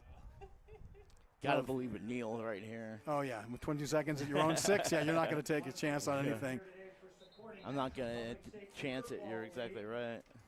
The Boldest and the Enforcers, as you know, everything is raised for charity. We appreciate everyone traveling to Las Vegas. And the surest way to double your money in this town is to take it out of your pocket. Winner here gets a really strong position in the Division I standings. And just like you said, Thomas, they're going to take a knee here and head to the locker room with a 7-0 lead. Still anyone's ball game. Oh, yeah, you still got to be positive if you're the Boldest. You got to be like, hey, man, we're just one play away from tying this game up. Yeah, and I think it was a great show by the 41-yard connection between Molyneux and Lane, so that they can get downfield. So that's going to end the first half of play. We're at the Enforcers with a 7-0 lead as they head to the locker room. And folks, we'll step aside for a few moments as well, but we'll return for the second half of action here from Palo Verde High School in Las Vegas, Nevada. We are NYPD officers, members of the community. We are a step ahead. We are first responders, protectors, and mentors. We are NYPD officers. Join us with over 300 specialized units and lucrative advancement opportunities. Be the change. Join the NYPD now. Visit nypdrecruit.com to learn more. There's a lot going on here within the city. This is the 15th largest city in the United States. We're the 17th largest police organization in the United States. We are looked at as one of the premier law enforcement agencies here, not just by design, but by the people that work here. Do you know who make up the people? You all do. So we can't be that agency without you all. It's signing up for doing something better than and bigger than ourselves. If you want to be part of something that's bigger than you, then you're in the right seat. It's bigger than you, and we're very, very glad you're here. Today we get a closer look at some of our country's bravest citizens and heroes among us. It's a clear blue sunny day in New York City, and Frank Siller is walking towards the Freedom Tower in the heart of Manhattan. For the last 21 years, his mind goes back to a day that we'd all like to forget. I want you all to know. But he and his family are on a mission to make sure that September 11th is never forgotten. Like many New Yorkers, he was personally affected by the tragedy that unfolded that day. Well, Stephen was the youngest of 7. He was our little brother for the Siller family. When he was born, my father was 49 and my mother was 44. So he was our little miracle. I was closest in age with Stephen, and I was 14 years older than him. And then as Stephen was growing up, our dad passed away when he was 8.5 years old. And I remember how upset we all were, but most certainly Stephen was devastated. Raised by his older brothers, he was attracted to a life of service, in large part due to the influence of a family that took great pride in helping others. On September 11, 2001, Stephen was just finished his night tour in Squad 1 in Brooklyn. He was on his way home, actually, to play golf, but he heard on his radio scanner that the towers were hit. He drove back to his firehouse. His company had already responded, so he drove back to his firehouse and got his gear. Put his gear in his truck, drove to the mouth of the Brooklyn Battery Tunnel. Now, this tunnel connects Brooklyn with downtown Manhattan. It's not far away from Ground Zero when you come out the other side of the Brooklyn Battery Tunnel. The tunnel was closed for security reasons, so there's an eyewitness that told me that Stephen's car came to a screeching halt. He hopped out, put his gear on, and jogged into that tunnel. And he ran through that tunnel, which is nearly 2 miles long. Last seen alive, west on Liberty Street, went into what we believe was the South Tower, because that's where all 11 Squad 1 members that he worked with perished. No doubt up the stairs, saving people, but while doing so, he gave up his own life. You know, finding out what he did that day, we knew as a family we wanted to do something to honor his sacrifice. A friend of my brother Stephen's, Billy Codd, called me up. He said, Frank, how about if we do a run? I said, Billy, you know, that's great. I don't mind doing a run, but, you know, I want to do something very unique. It's very special. He goes, I'm talking about a run through the tunnel like Stephen did. I was overcome with emotion, because when you hear the right thing, there's no doubt that you have to do it. That epiphany sounded great on paper, but Frank wondered if he would ever be able to cut through the red tape necessary to shut down a major artery in the heart of the city. All we want to do is retrace his final heroic footsteps. The guy's overcome with emotion, gets out from the back, hugs me. He's crying. And he says, we're going to get this done. He calls up somebody from the Bridge and Tunnel Authority. In 15, 20 minutes, we had the streets closed and the tunnel closed. And it was the beginning of a miracle, of many miracles that were to be. The first event in 2002 drew approximately 1,500 participants. Now, 20 years later, the run is expected to draw upwards of 40,000, with people from all walks of life eager to be a part of honoring the fallen and giving back to the countless heroes who were born out of our nation's darkest hour. We have 2,500 West Point cadets that run in cadence. We have the Marines Corps. We have cops from all over the United States, firefighters that run in gear from all over the United States. They all want to emulate what my brother did, you know, running in gear. It's just a very emotional event. So it's grown to be this incredible event. It's the most important event that we do every year, because our first mission at the Tunnel to Towers Foundation is to never forget. Tunnel to Towers has impacted thousands of lives since its inception.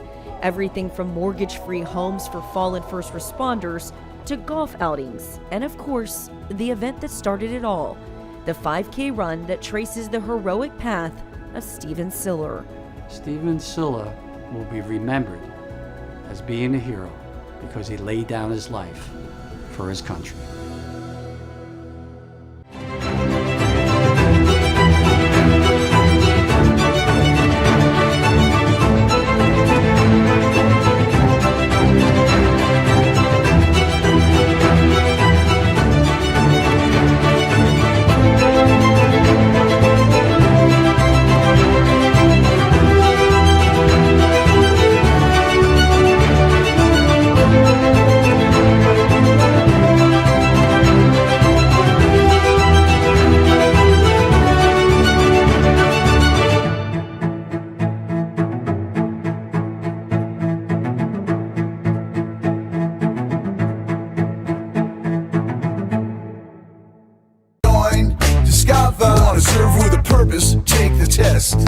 If you're thinking about joining the Department of Correction, join.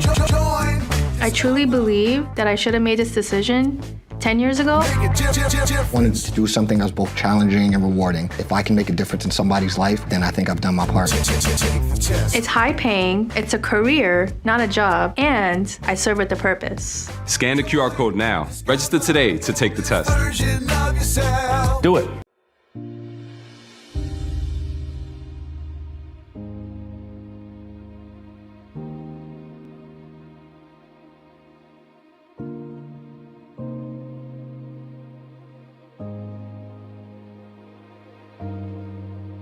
From one hero's sacrifice a mission was born. Today, we stand at a historic moment. As we approach the 25th anniversary of September 11th, our mission has never been more vital. The freedom and comfort that this home's going to give us versus where we're at now is incredible. I felt like I was seen, that my service mattered to somebody.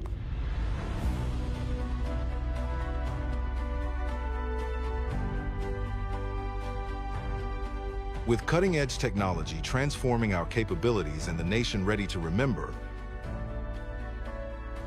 we're prepared to reach 1 million monthly donors and expand our impact like never before.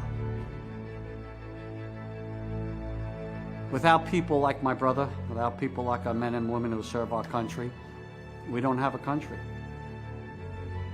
This is our promise, but not just for now, but forever.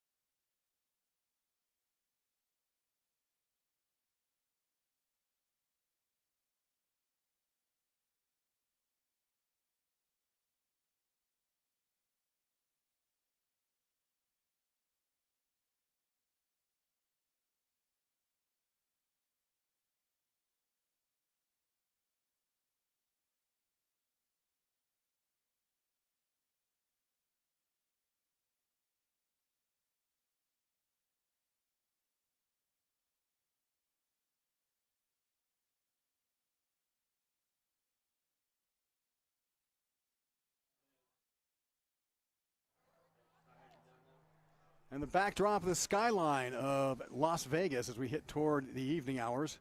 T.C. Wardell alongside Thomas Conroy here from Palo Verde High School in northwestern Las Vegas. Thomas, San Diego Enforcers with a 7-0 lead offense. Neither offense has been able to score here so far this evening. But defensively, the one score came on a Nolan Ray scoop and score from 15 yards out off a fumble recovery. That has been our scoring. Otherwise, it has been a defensive slugfest between these two schools. Yeah, two teams. Yeah, both of these teams have come out and really kind of stuffed the run and played off of that. Great pressure by San Diego Enforcers, as you mentioned. Ray was a great pursuit. Had the ball right at his feet, picked it up, and off the fumble, as you mentioned, and ran it in for the touchdown. But both offenses really having struggled to get any type of consistency. We saw it there in that last drive for the Boldest when they got the big plays you mentioned to Lane for 40 plus, and then it just broke apart. I was talking about the keys to the game that we talked about. We brought up early, and Coach Eddie Romano, the head coach for New York, wanted to control the line of scrimmage. Yeah. Have they done that so far? Yes and no. Yeah. They've done a fairly good job, but then when you put the ball into Sonny Ty's hand for the Enforcers, it's a much more difficult task for them. Yeah, need definitely about 22 players on the field to take him down. But like you said, it's been an even battle there at the line of scrimmage. Turnover battle, well, 2 turnovers, right? Yep. And one killed them because it went in for a touchdown. The other one did not hurt them, but it was on a drive where they were moving downfield. And keep composure, well, if you turn the ball over, you're not keeping your composure. I think we'll see no more of that in the second half and see if they have kept their composure. They're only down by 7, and it hasn't been much of an offensive production. Correct. We jump over to Chris Buchanan, the head coach for San Diego Enforcers. Thomas, what were his keys to the game? Stop the run. He's done that pretty efficiently. They're having a hard time just getting anything going offensively, the Boldest. Establish the line of scrimmage. Well, it's been a 50-50 battle. Yes, if you want to talk it from a turn point of blitzing the quarterback and making him speed up throws, then you are winning the battle with the blitz package there. And win the turnover battle, well, a couple of interceptions by their quarterback, and but they did get the turnover for the touchdown, so you got to say they have done that. Oh, yeah, they got two fumble recoveries. Yeah. So they've done a good job defensively. Now let's see if the offenses can turn things around as we prepare for the second half of action here from Palo Verde High School. Got some light here. Finally, lights turning on the field. That was a good thing. They had the lights on the softball field on, but they kind of forgot us on the football field. But New York will be kicking away to the Enforcers to open the second half of play.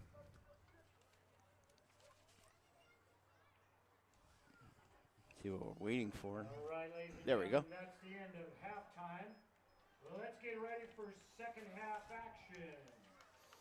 Enforcers set to receive. So back to receive for San Diego. Number 4, Trevon Mosley, San Diego Police Department. And that kick's going to get to about the 18-yard line where it's picked up. Looking for a block. Mosley going to lead the way through the hole and hit right at the 30-yard line. Nice stop and a little bit of extracurricular there. Yeah, that was number 16, Chris Palmer there for the Boldest.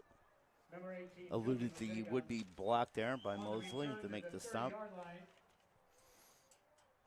So San Diego's offense will take over on first possession of the second half of their own 31-yard line. And let's see if their offense can generate a little bit of momentum, something that neither offense has been able to do so far here tonight. Yeah, it'll be interesting to see how they come out here. You know, if it was me, it'd be tie all night until you stop them. 1st and 10. Perez at quarterback. The give up the middle. Runs into his own man. Still keeps his feet churning. And a nice run across the 35 to the 36-yard line. And our third quarter sponsor is Boulevard Restorations, based out of Long Island. Boulevard Restorations is in the business of helping people, knowing how devastating a disaster can be. They are committed to providing whatever it takes to minimize your physical damage. Boulevard Restorations are the disaster experts you can trust. 2nd and 6 for the Enforcers. Perez looking over the sideline for the play call once again. 4 receivers set, 3-man rush. Good job picking up. Perez going to run the roll, throws out in the flat. Got a man complete the midfield and dragged down inside Boldest territory at the 48-yard line, and that's good enough for a first down. Yeah, Salvatore Mana right there with a great run. Look at this. Let's take a look at the replay, TC. A little bit of a roll out here on the near side. Throws it right to Mana, who gets that split between the two would-be defenders and gets himself past midfield. 17-yard pickup into Boldest territory at the 49. The give right up the middle. Hit first and still driving and refusing to be stopped. And the ball's loose. Picked up by the Boldest. Still on his feet. And I don't know if we're going to call the here or he's going to drag him to the ground. They're just going to try to bring him down. Let's see if that's going to fall as a fumble. Picked up on the play by Wint. He's been the recipient of a couple turnovers. We'll see what happens here. And the officials say yes. Yeah, Boldest from the return, and they will get the football on the enforcer fumble. And Lozano lost the football for the enforcers. Key turnover. As you said, second time now the Boldest will start a possession on the opposite, on their opponent's side of the field. Yeah, short field for New York at the 43 of the enforcers. So good opportunity here for the Boldest to get on the scoreboard. A lot of happy campers on that side of the field. Well, let's see if their offense can reciprocate, get themselves back in the game. Now all of a sudden you're winning the turnover battle, TC, the enforcers, and now you're even. Second one that they've given up. Will be at the left hip pocket of quarterback Josh Molyneux. Three receivers top of the screen. Four-man rush. There's going to be a quarterback keeper. And that wasn't pretty because I think we may have had a broken play as Molyneux just slides for a 2-yard loss. Yeah. Not sure what happened there, Thomas. I'm not sure if that was a broken play or not. I'll tell you, I wouldn't want to run it in front of Mosley. I thought that was a smart play by him. He slid immediately when he saw Mosley coming up from his safety position. So saving his body is what you're saying. Yeah. Trayvon Town, excellent football game defensively. All the boys in black playing outstanding on the defensive side of the field. They are the sole scorer on a fumble recovery touchdown. It's given them a 7-0 lead. We've been there for a while. New York looking to counter. 2nd and 12. Molyneux to throw. Has time. Fires deep in the flat. Complete at the 39. Tries to spin away. That's to his favorite receiver, Lane, once again. And those two connect on another big play. Yeah. Look at this replay, TC. Look how close Victor Cruz comes to intercepting this football. There he is, jotting out, trying to get on Lane in front of him. Just misses the ball, and Lane grabs it.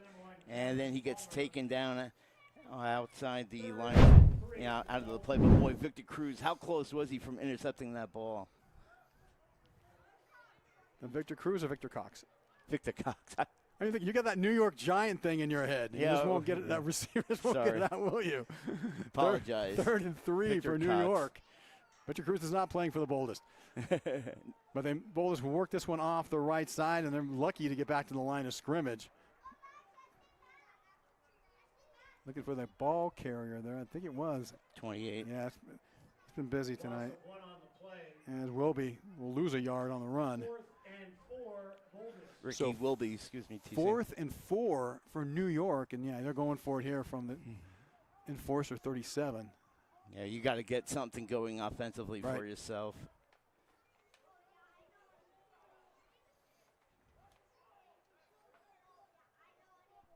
$11 left to go in this third quarter. They go man coverage with one high safety. Let's see what they do here. Molyneux looking to throw, fires in the slot, complete, an outstanding slant pattern by Darren Wesley, one of the players we profiled. Yeah. Watch, this is perfect. It gets man-to-man coverage, cut right back in, open there. Pass was a little late, but got there on time and enough for a first down. Key completion. Calvert with the coverage.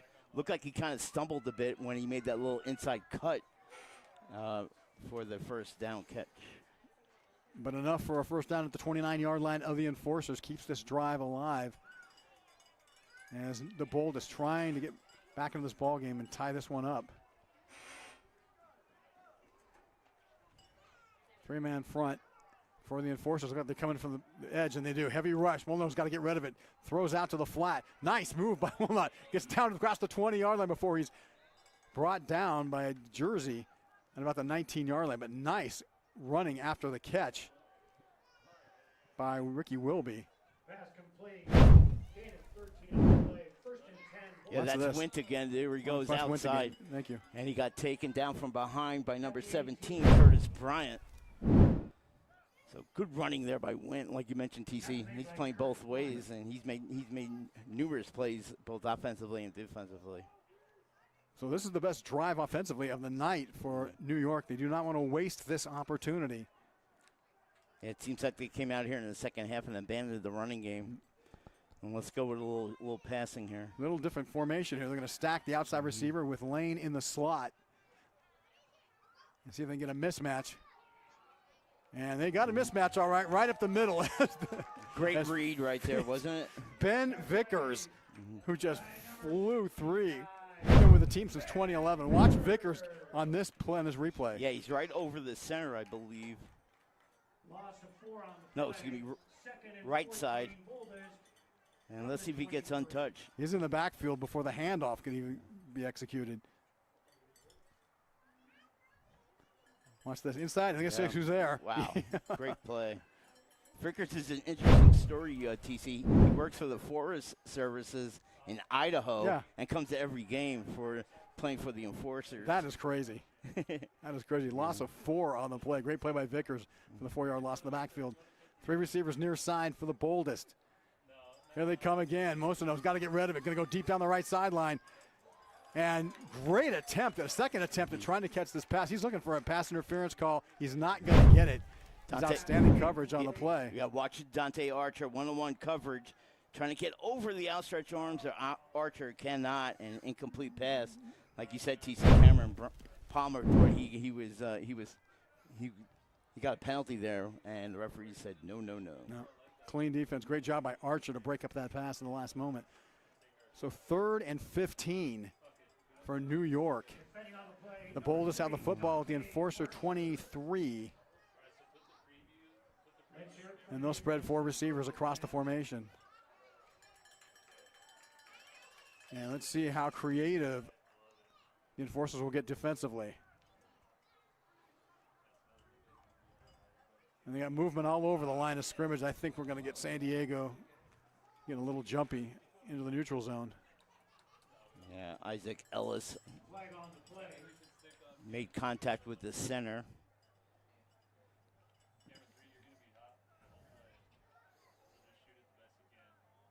Offsides defense. Yep, defensive offsides. Penalty will be assessed 5 yards. I think that's the brings to 3rd and 9 after the penalty is assessed. I think that's the first penalty against San Diego tonight. Very good. So that'll move the ball up to 3rd and 10. Might change their play call here. As they change the formation, they swap 3 receivers to the top of the screen. That's Palmer in the slot. And Wilby's in the backfield for the Boldest. And there's movement again. This time, I think we're going to march 5 yards backwards. All right, ladies and gentlemen, this is a false start. Yeah, he called that a false start, all right. Yeah, Green gets a penalty for the Boldest. Yeah, he got happy feet when he saw the blitz coming from San Diego. Renee Green for the Department of Corrections. Starters backpedal a little early, so we'll do a little 5-yard dance forward and then the 5-yard dance back.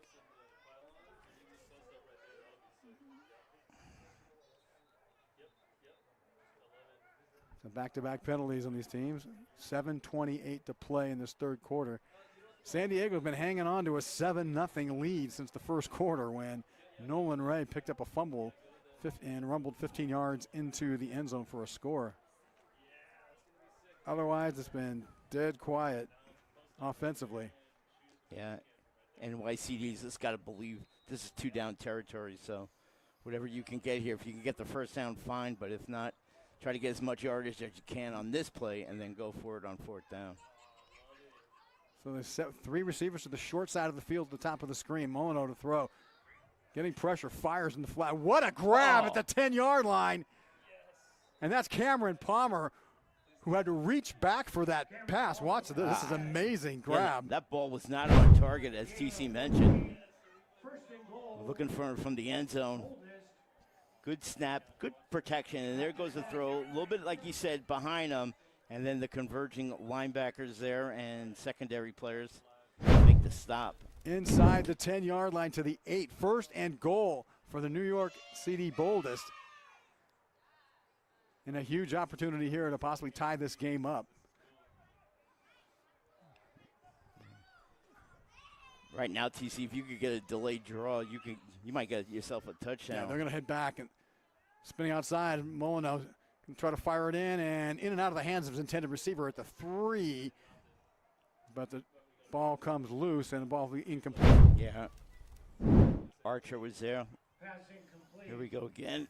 Little rollout, as TC mentioned, towards the sidelines and a throw, but great coverage there by the enforcers. Yeah, looks like a catch that he probably should have had. Lane's made some big catches here today. Kevin Novick also on the coverage for the enforcers. Long extended drive for New York. 9 plays. This is the 10th play of the drive here. Taking up a lot of time here in the third quarter. Yeah, you can't come away empty here. Exactly right. Second and goal from the 8. 3 receivers again to the top of the screen. Molino looking to go to the other side, and that one was, I don't know if that was tipped. It was tipped. At the line of scrimmage. As he tried to get the ball out in the slant pattern to the top of the screen. And his pass intended for Wesley. There goes the blitz. And nice block there right at the line of scrimmage by the enforcers. Wesley had position on the defensive back on that slant. And the tip ball makes an incomplete pass. And now, TC, Andrew Tapia with the tip there at the line of scrimmage for the enforcers. 10th play of the drive coming up. Actually, 11th play of the drive coming up from the 8-yard line. Third and goal. Boldest looking to punch this one in. Enforcers saying, no, we'll have none of that. And Thomas, I'm assuming they're not going to attempt a field goal if they don't convert here on third down. Yeah, this is 4-down territory. I agree with you. They stay in the same formation. 3 receivers on the short side of the field up the top of the screen. The majority of coverage are out to the far outside. Fant goes out. They're going to throw to him. No, they're not. They're going to throw that slant pattern. Oh, and he threw that in heavy traffic. He's lucky that's just incomplete. Mosley, great coverage here. Let's take a look, TC. So he goes to the weak side where there's less defenders, but Mosley's there, and he breaks it up. Yep. Nice play there. That pass was intended for Darren Wesley. So they got to call a timeout here, I got to believe, to talk about it here on 4th and goal. Or not. What's the official saying here? So right now, what are you going to do, TC? You threw 2 slants that didn't work. Ball's at the 7-yard line. Where do I go here? Has somebody kind of traveling behind the back of the end zone? No, I run a Statue of Liberty play with Brian Vilvin as my tailback. There you go. And now I figured they would call that timeout. They want to talk this over. Too critical a down, too critical a situation. Timeout on the field at 5:31 left to go in this third quarter. It's still 7-0 San Diego on the NPSFL network. As we thank all who have served, we also renew our commitment to those who need us most. Together, we can ensure that our severely wounded veterans have homes where their service is honored each and every day. To all our veterans, we salute you, we thank you, and we stand with you, always.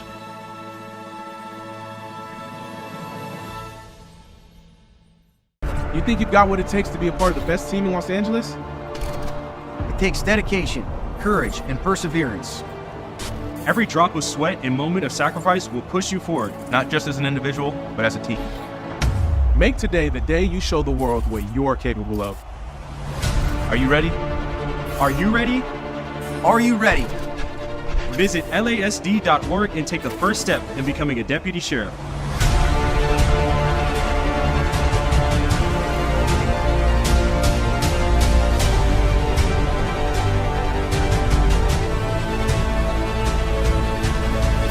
If not you, then who?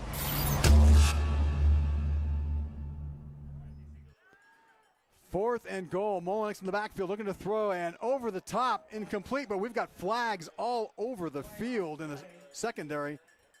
And we may have pass interference against San Diego, which would give New York new life. Archer was the primary coverage man. I didn't see really anything with him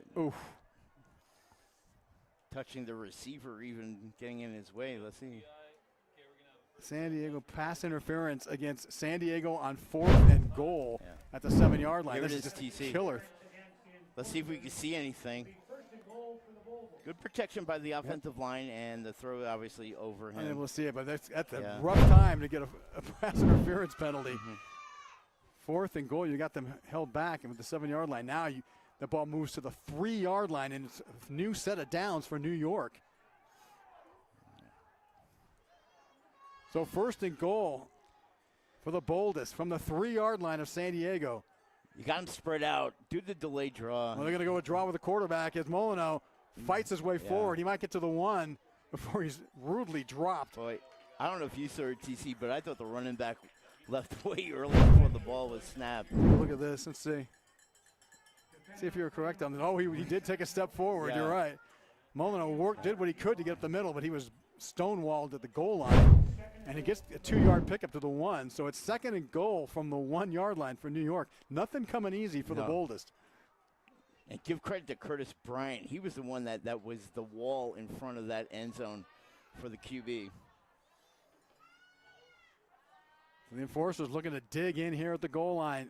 2nd and goal from just inside the 2-yard line. Under center goes Molino. He's going to try to spin in, and he does. Touchdown, Boldest. No, Palmer was in. It was Palmer, thank you. Palmer in under center, and he calls his own number and scores from 2 yards out. A little Wildcat. And New York finally on the board with 4:33 to play in the 3rd.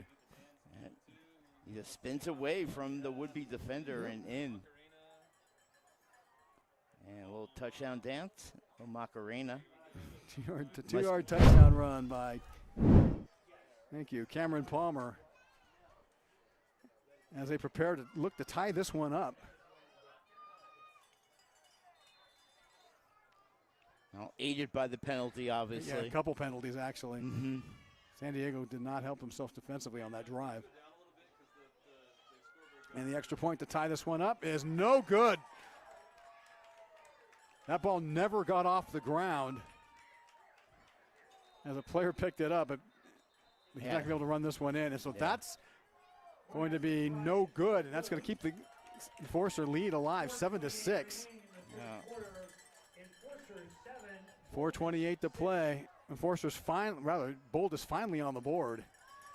But that missed extra point could mean a lot before this one's all said and done. Yeah, that just can't happen when you're trying to tie this game up.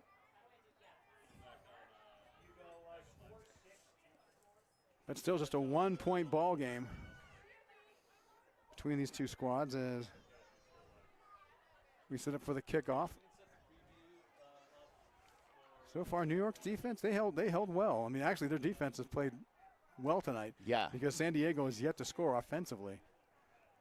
Yeah, opportunistic turnovers for New York that kind of aided them.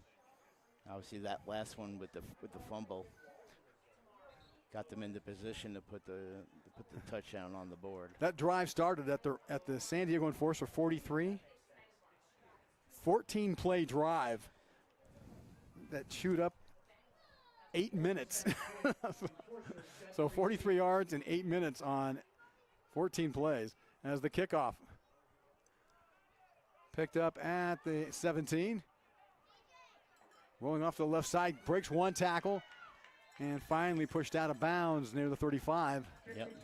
Mosley again there, picked it up, and ran as like. So we got a little bit of extracurricular going here. There it goes. Gentleman saying, how you doing? How are you? Thanks for coming out. Yeah, appreciate it. Respect you guys. NPSFL. Friday Night Lights, ladies and gentlemen. And a lot of respect from off the field, but on the field, no love lost between these two squads. So the Boldest now narrowing the margin 7-6. And it's up to New York's defense to get this football back quickly. 1st and 10 Enforcers at the 36. So from their own 36, San Diego back on the field. Their opening drive ended up in a fumble. It was picked up by New York, and then 8 minutes and 43 yards later, New York found the end zone. Extra point, unfortunately, was no good, so we remain at 7-6.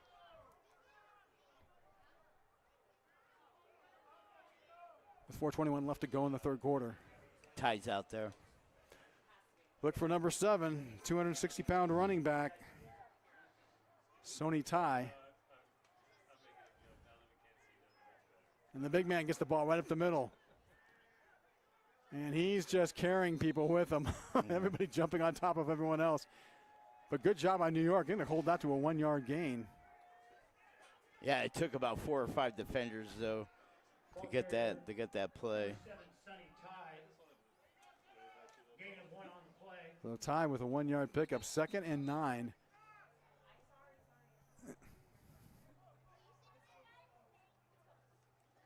And this is an opportunity for the New York's defense to clamp down and get this football back. And more importantly, if you could get 3 and out here, that gives you some added momentum that you will need going into the fourth quarter. Enforcers' offense has not been all too productive here this evening. Fake play action this time. Going to throw this one down.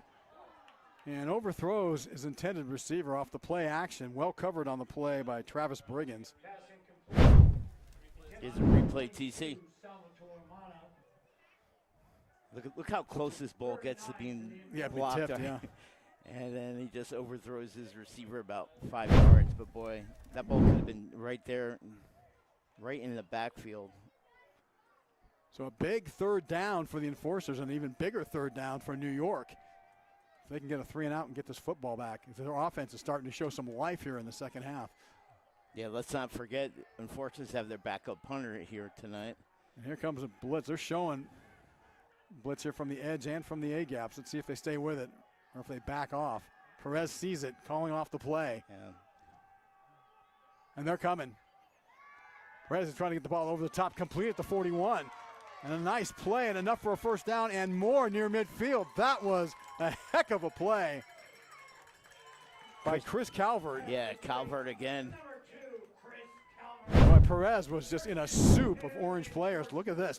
He had 2 orange jerseys in his face. Yeah, laying in the middle of the field, makes the catch, and then crosses it and almost gets to midfield until he gets taken down there by Wayne Harris of NYCD. So San Diego comes up with a critical third down. 1st and 10 at their own 49. The big man Ty in the backfield, and he gets the call and tied to midfield. And you're not going to ankle tackle him as he gets all the way to the 46. Yeah, that play was successful because they didn't get a hat on him at the line of scrimmage. You allow him to kind of move along, he's going to pick up big yardage there. Even if it's 5 yards a carry, That's big I'll yardage. take that. I'll take that all day. They can call it. Yeah, any offensive coach would 1st and 2nd and 5. Come on. Because Boldest defense, they don't want to tackle him up top. They're trying to get him by the ankles. 2nd and a long 5. They give again to the big man right up the middle. He just puts his head down and just, I'm rolling you guys over to the 40-yard line.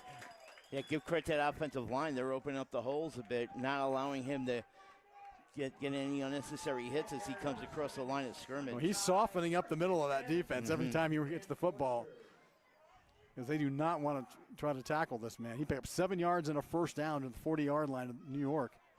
Just under 2 minutes to play here in the third quarter. And the Enforcer is just pounding away on the ground with Sonny Ty, big 260-pound running back. If I was a linebacker for New York, I wouldn't want to try to tackle him up high. Yeah. Bring the motion behind the running back. Motion all over the line of scrimmage. Ty with the football, head down to the left side, and may have eked out half a yard. Ball came loose, but I think after the whistle. Yep, absolutely. There's movement on the line, but no call. Let's take a look at how they did it on this play. Look, they just kind of bunch up the middle there, not making a lot of running room for Ty. And once again, 3 or 4 defenders have to kind of slow him down. Well, a tie is good for a few plays before he needs to go out and get in some air. Yeah. Lozano back in at running back for San Diego. But when he's in, it's just no fun for the Boldest defense. No.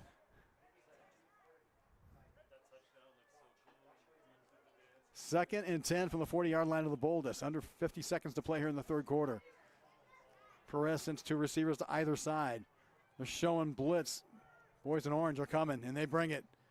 Throw this one quickly over again. 35-yard line complete, and across the 30 to 38 and then 28, and it's another first down to Chris Calvert. Yeah, great coverage there. And that's a great catch on the coverage here. Look, a little short throw, hits him right at the 45, gets on the numbers, and gets taken down there by Wilson. Just a quick hitch pattern. This time, hit right at the line of scrimmage. Ball might have been juggled loose. We'll see what they say. Looks like San Diego's going to retain possession. I think Lozano got lucky because he lost the ball, but it came right back to him. And that'll end the third quarter of play here in this critical Division I NPSFL football game. San Diego hanging on to a 7-6 lead here on the NPSFL network. Giving a mortgage-free home to a catastrophically injured veteran.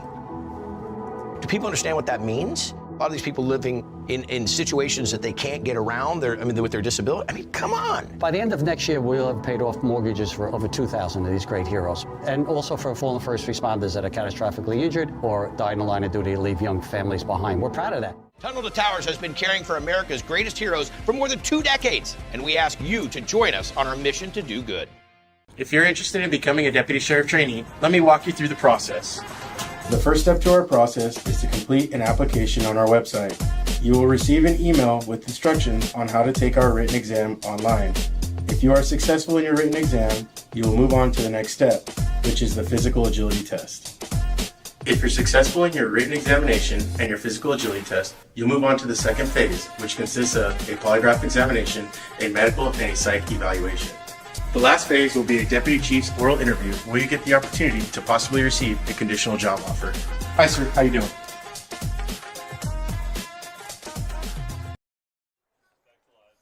And we head to quarter number 4 here from Palo Verde High School in Las Vegas, Nevada. TC Wardell alongside my partner Thomas Conroy for NPSFL Network, powered by SoCal Sports Productions. It has been a defensive slugfest here between these two squads, East versus West, San Diego and the NYCD Boldest. And now heading into the fourth quarter, 2nd and 11 for the Enforcers at the New York 31. Here comes a blitz right up the middle. Yeah, they're showing A-gap blitz, and this time got to get rid of it. He can, as Perez is just leveled back at the 37-yard line. Boy, he didn't know what to do with the ball the second he got the snap. Yeah. He knew it was coming. And for our fourth quarter sponsor, it's Big Bet Talk Loud Podcast, one of the fastest growing podcasts.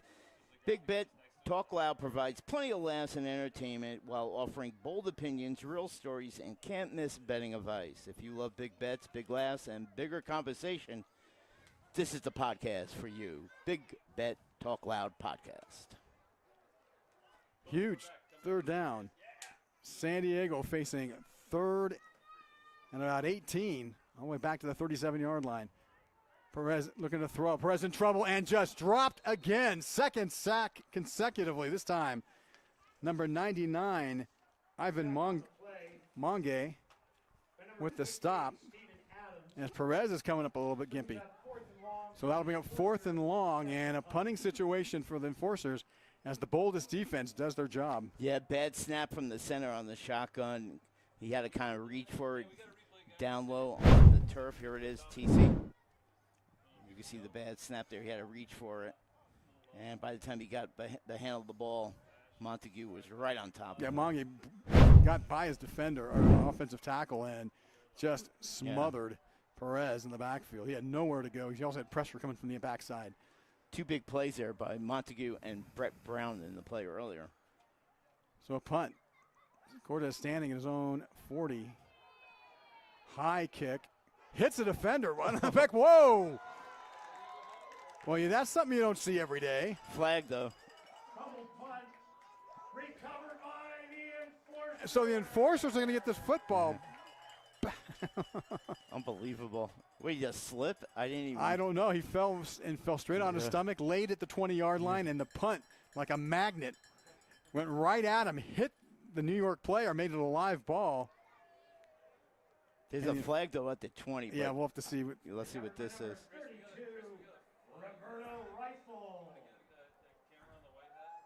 We're going to try to figure this one out. They waving off the flag? Is that what they did? Appears so. And the enforcers get a huge break. At the 20-yard line. Holy cow.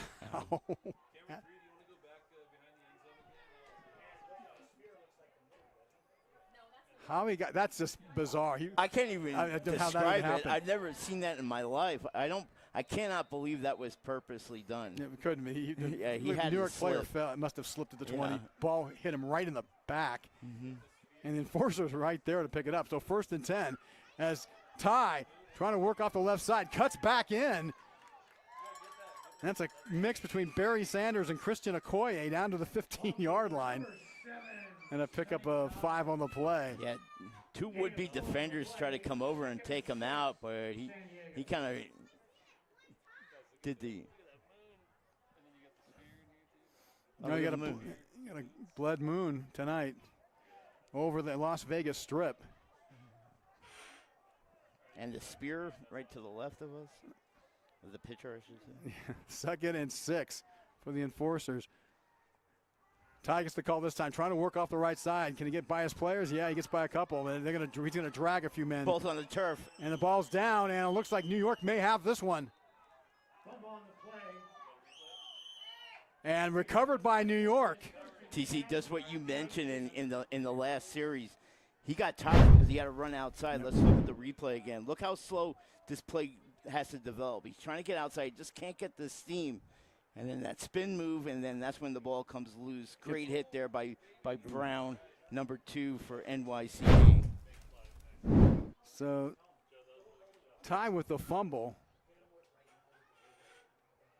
Recovered by New York. Huge opportunity right back to the Boldest after that funky punt. Yeah. So back on the offensive side of the ball will be the Boldest at the 20, I'll call it the 18-yard line of the enforcers. Yeah, they have a huge break for New York right here. So let's see if they can generate some offense like they did in their last drive. But you call it, TC.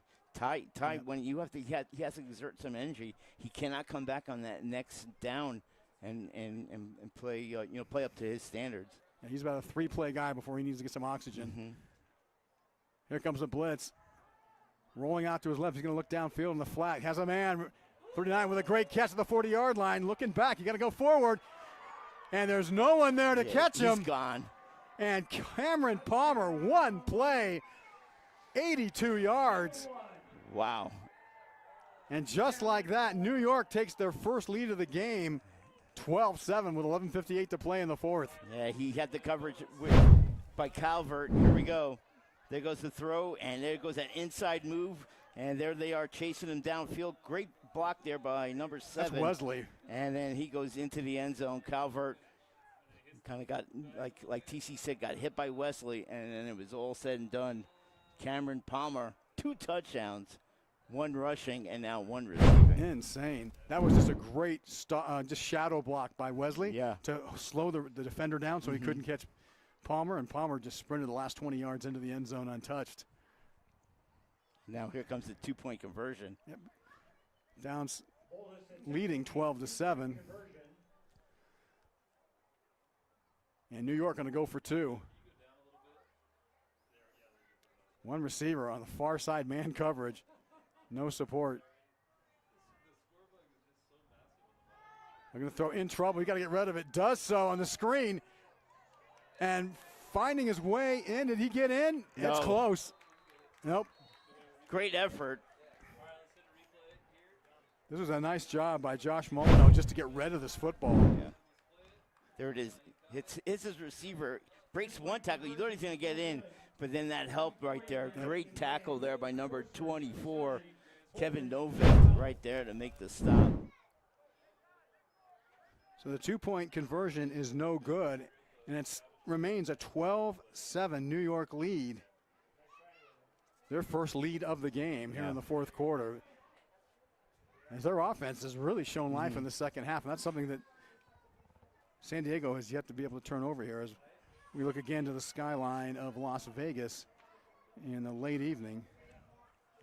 Kind of a head scratcher. Where was the safeties there on that 82-yard throw? Now, they were looking to blitz. They put a lot of guys inside the box. Yeah, you're exactly right, TC. And when you do that, you're susceptible to big throws.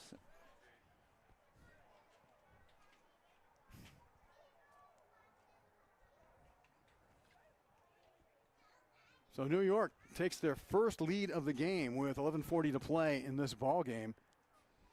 They've kind of taken over the second half, both offensively and defensively. San Diego coming out quiet.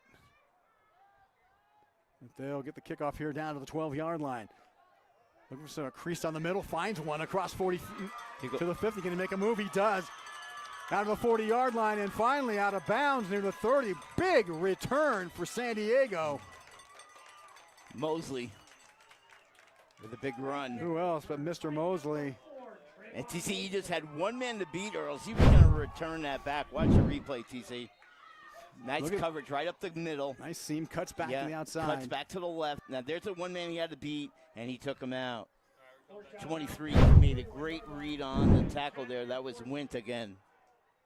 So that puts pressure on your defense if you're New York. As it's a short field again for the Enforcers at the 32-yard line of the Boldest, 11:15 to play. Tied back in the game as the running back. So time for San Diego to try to reclaim the lead. They put the big back. Sonny Ty, the right hip pocket of Perez. Perez going to throw this time. Fires in the slot. Dangerous pass. Nice catch. That's Calvert again. Calvert dancing at the 20-yard line. Finally down at the 19. Ball's loose. Ball's loose. Are they going to say he was down, though? I think they're going to say he was down. Yeah. Turf cannot cause a fumble. That's going to be a completed pass. Yeah, Calvert has been huge for the Enforcers. Third big play. Here's a replay, TC. We'll show it right here. Low snap. Nice throw across the middle, like you said. In traffic. Tight coverage. Calvert gets it, and he tries to make another move, hits the turf, and that's when the ball comes loose. Right. So good call by the officials. So 1st and 10 from the 20-yard line for the Enforcers after a great play by Calvert. And the catch and run. San Diego looking to retake the lead. Perez, play action, in trouble, and just gets smothered at the 31. And it was a jailhouse break from the right side of the offense. Savon Adams was the first defender to hit the QB. Loss of 7 on the play. As Perez went down hard. 17 for the Enforcers. So 2nd and 17 after the sack. They overloaded the right side of the offensive line, and New York, just a game of numbers. Just weren't enough people to block them. Yeah, it frees up one-on-one, blocking for Adams, and he went right by. And Perez had nowhere to go in the backfield. He just had to tuck and dive. Well, you see right now, Adams is like right over the ball as we're waiting for this ball to be snapped. Look like they got to call a timeout. Yeah, no question about it. They couldn't get the play in. Confusion offensively for San Diego. Got to call a TO here. 9:13 to play in this ball game. It's a tight one, folks. 12-7 New York over San Diego on the NPSFL network. Good afternoon. Good afternoon. Captain Vish introduced me to the FDNY right here 21 years ago. We outfitted him in John Flint's captain's outfit, put him on a truck with an axe, and they responded to an alarm. I remember that like it was yesterday. And that night that I came here to the firehouse really began to galvanize a devotion and a commitment to serving our first responders that manifested itself into the creation of our first responder outreach program at the Gary Sinise Foundation. More good came out of 9/11 than evil, and a good is a guy like Gary Sinise.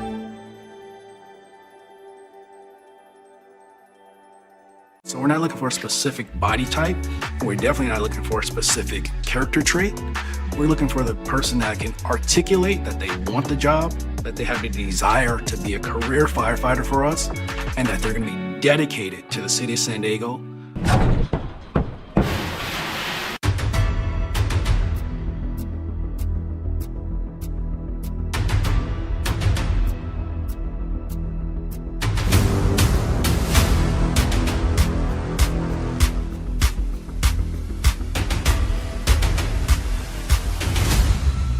Motivates me to be a better firefighter and to be a better person serving the community of San Diego.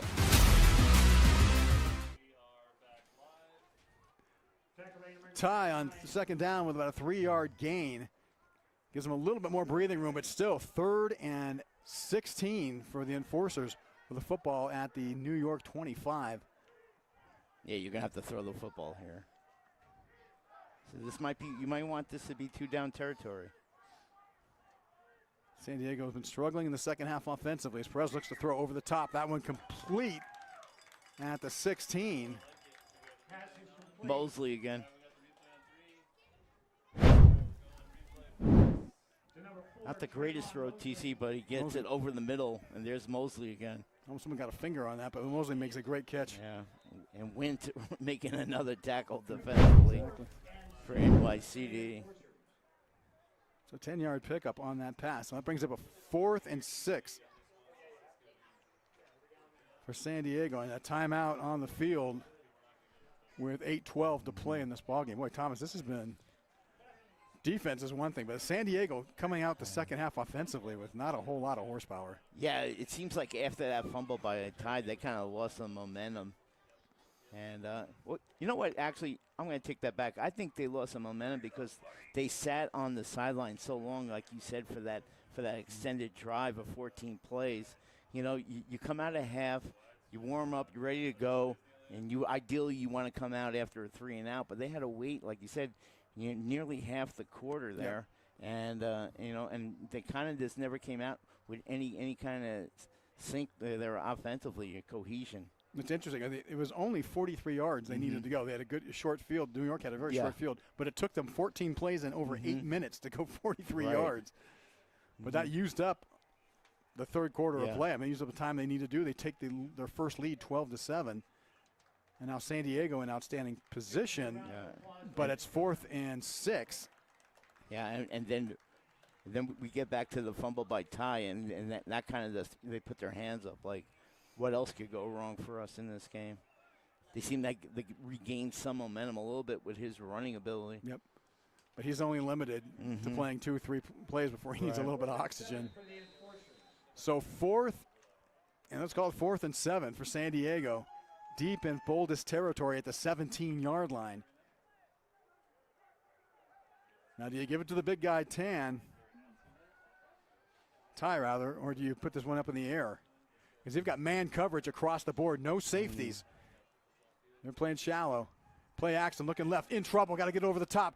What a grab inside the 10-yard line. Talk about clutch. Josie Manzanga right there, number 18. Here comes the pressure again. Players all over him. Right there, good coverage, one-on-one with Cameron Palmer, and he beats him. Josie Manzanga with a huge play on a 4th down conversion.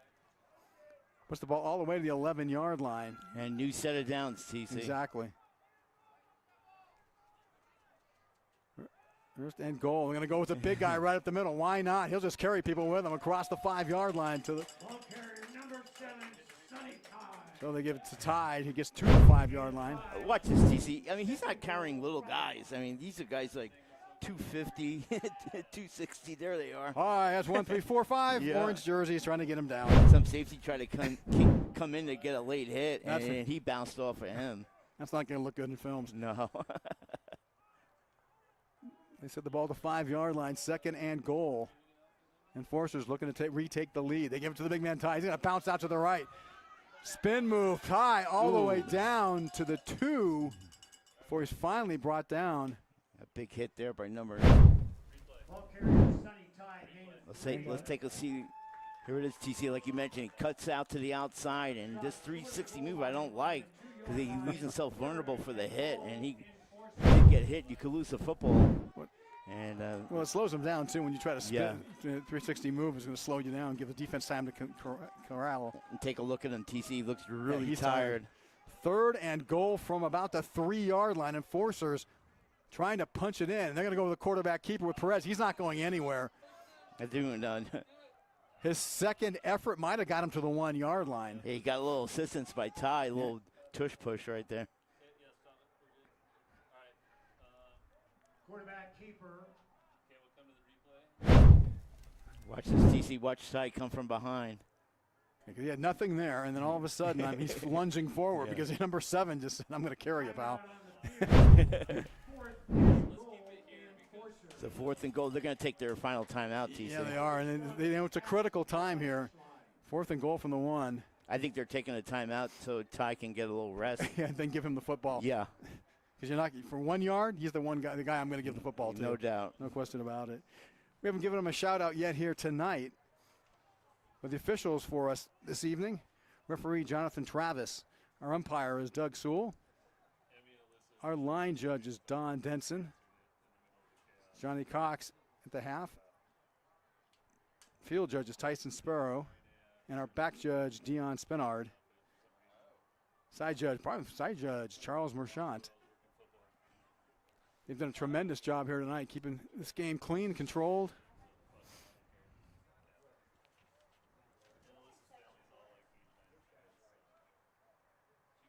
So huge play here, Thomas. San Diego resetting here, down 12-7 with 5:36 left to go in this ball game. They have the football. 4th and goal from about the 1.5-yard line. Sonny Ty in the game, number 7 for the Enforcers. 11 orange helmets know where the football is probably going. I think he's going to take the snap, TC. Let's take a look. Oh my gosh, is he going to? Yeah, he's going to be a tush push with Sonny Ty at quarterback. Lozano's right behind him. I don't know if can you have your hands on the quarterback? No, you actually shouldn't. As he tries to go forward, lunges forward, he's across the goal line, so is his helmet. Somebody's helmet went off. And he's in for the score. And Enforcers retake the lead, 13-12. With 5:25 left to go in the ball game. Well, when in doubt, you need a yard? Yeah. Yeah, you're going with Sonny Ty. That's the only guy I'm even going to give the football to. Wait, watch the referee, TC. What are they doing? They're going to rule it? Offsides defensive. That's going to be a touchdown. Watch the replay, TC. Everybody. 12 helmets all over him. It didn't matter. He's getting the football in. And you're not going to take that away from him. Not a lot you can do defensively. Almost took his pants down with it. So now they're going to go for the 2-pointer here.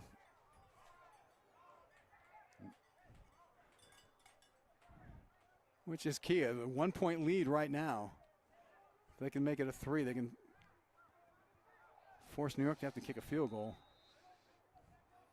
Which I don't think they will because I haven't seen a kicker practice anything. Neither have I. So don't expect to see extra points here, or rather field goals. But we still may see one. We may have to.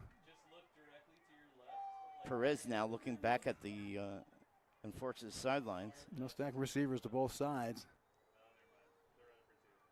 The give right up the middle. Nothing.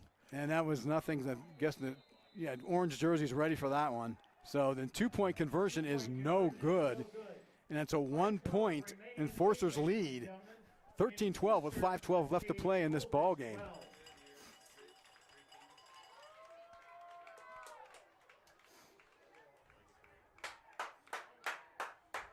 Well, so my kingdom for an extra point kicker. I mean, some of these 2-point conversions just haven't worked, as both defenses have been outstanding tonight. We thought this would be a low-scoring game. Yeah, it's definitely played out the way we anticipated it. And if we go back quickly to our keys of the game, the line of scrimmage right there, you get a touchdown like the way the Enforcers did, you put that one on their side of the board.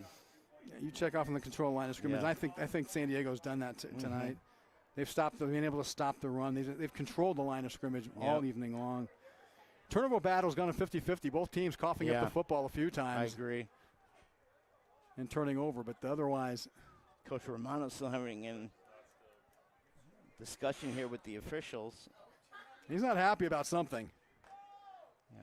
I got to believe it has to be that running back touching the hands on his back and the backside, but when you push him in, because I think that is a rule. His coach Eddie Romano is making his feelings known to the officials. We're only speculating, though. San Diego ready to kick this one away. Yep. And New York will get one more opportunity.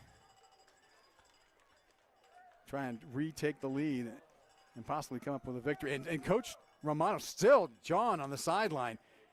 He's got to be careful before he gets ejected. You get a flag here, and then that'll put you in serious position. Yeah, don't put your team in a bigger hole. Yeah. But he is definitely stating his case to the officials.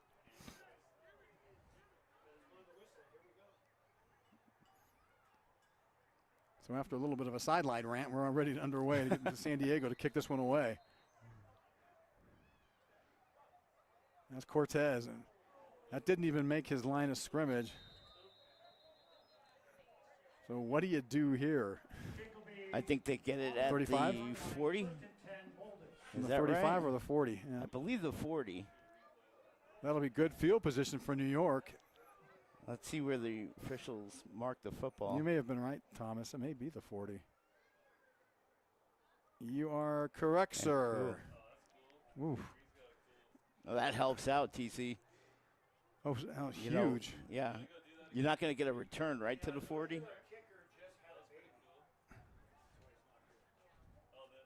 Unfortunately, that was a backup kicker. We were being told that the starting kicker, he and his wife just had a child, so he was unable to make the game. Understandable. Yeah, no doubt. Great camera work. Yeah. We actually brought that online. We talked about it. We're listening. The director's telling us what to do, what not to do. So we're going to move this football even further. We're going to move to the 46. Wow. First and 10, Boldest at the 46. So New York gets outstanding field position at the San Diego, at their own 46-yard line. Again, 5:15 to play in this ball game, and New York trailing by just a point, 13-12. There's still a lot of conversation on the field with the officials. I'm not sure what is actually going on. They're talking to the offensive line of New York, and finally we're underway. Four-man front for San Diego. Two receivers set to either side, showing blitz. Let's see if they bring it or back up. They're coming right up the middle and get right behind it, and a nice run to about the 49-yard line. Good job getting past the blitz, but second line of defense was right there. Yeah, that's Wilby getting the handoff there. And here we go. This is kind of that play that kind of offset the blitz there, and Wilby, gets up to close to midfield on that first down run. 3-yard pickup on the play. 2nd and 7 from the 49 of New York. Watching the clock, 4:43 to play. Also another outside blitz. Flag down as San Diego able to stop that one 3 yards behind the line of scrimmage. But again, flag is down. We have offsides against San Diego. Indication is against offsides San Diego. Yeah, had to be somebody from the outside because they got in there quickly. I didn't see the number.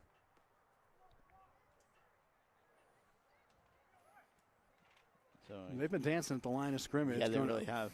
Fronting and back on their blitz packages. But this time, someone jumped over the neutral zone, and that'll give another 5 yards to New York inside San Diego territory at the 46. 2nd and 2. It makes it very easy, 2nd and 2 here. You can definitely get this first down. And clock still runs, 4:20 to play.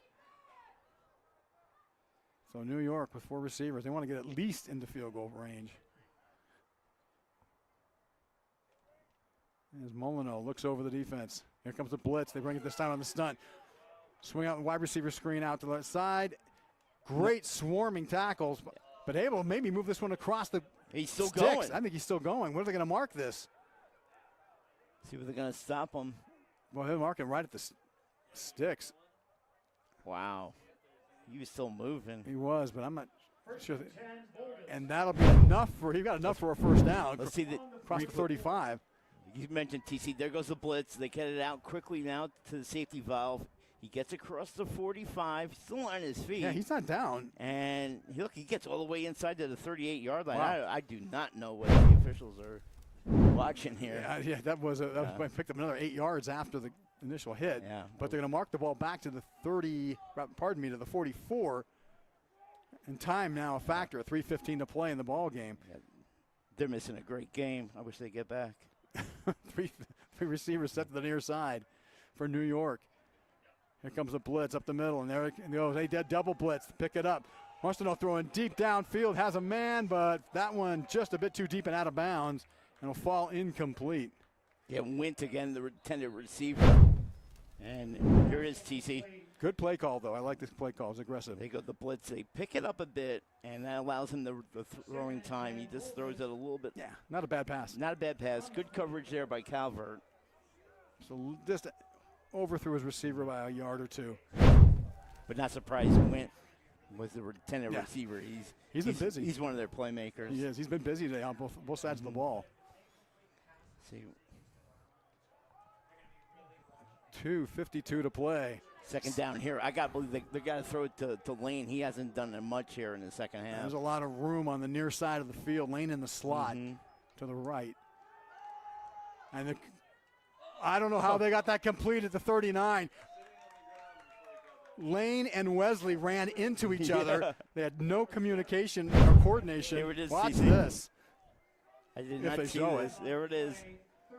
Quarterback looking all the way, and yeah, you see them hit each other. One of them ran the wrong depth, but somehow it was Wesley, when our player profiler, who made a great catch for 5 yards. Make it 3rd down and 5 for New York. Slowly moving downfield, 2:16 to play. Molino in trouble. Molino just going to get rid of it. He's going to throw this one out of bounds. It's a hold. Right guard just grabbed the defensive lineman. Gotcha. Great wrestling technique. It is. I give him 2 points for that. On the takedown. Yeah. So the holding call is going to go against New York. Not what the Boldest wanted at that point in time. That's going to bring that ball back. So 3rd and 15 for New York with 2 minutes to play. And we've hit the 2-minute warning. That's a 2-minute warning, ladies and gentlemen. And it's a tight one here from Las Vegas. 13-12, San Diego hanging on to a lead over New York Boldest here on the NPSFL network. If any first responder or Gold Star widow has someone die in the line of duty and they leave a young family behind, we pay every mortgage off in America. Which is such a humane thing to do, to take care of the people that are taking care of us. Exactly. It's simple. It's really simple math. People know that when they make a donation, their money is going to go to these heroes. True. It's like guaranteed in the bank. This is money well spent, and you know exactly where it's going. Please donate $11 a month at T2T.org. When I was a little boy in Jamaica, I saw a firefighter climb into a burning building, put out the fire, and I knew then that's what I wanted to do. My Pro B class was the first class after 9/11. Well, I played football in college as well, so as soon as I got on the job, even as a Pro B, guys were like, all right, listen, you got to play for the football team. Our second year went to the championship and won against LA Fire, so it was a lot of fun. It's a whole different type of family concept. It's very cool. Fire duty is what we sign on for, but there's so many avenues on this job. As a mentor, I pay it forward by being consistent and leading by example. If you want to become a leader in the greatest fire department in the world, join the FDNY. It's hard work, but it's the best decision you'll ever make. Play of the game coming up right here. 3rd and 15 for New York.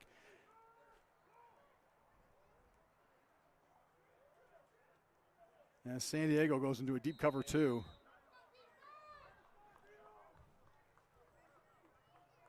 The Boldest trailing by 1. They need it here. Definitely 2 down territory. As they bring 4.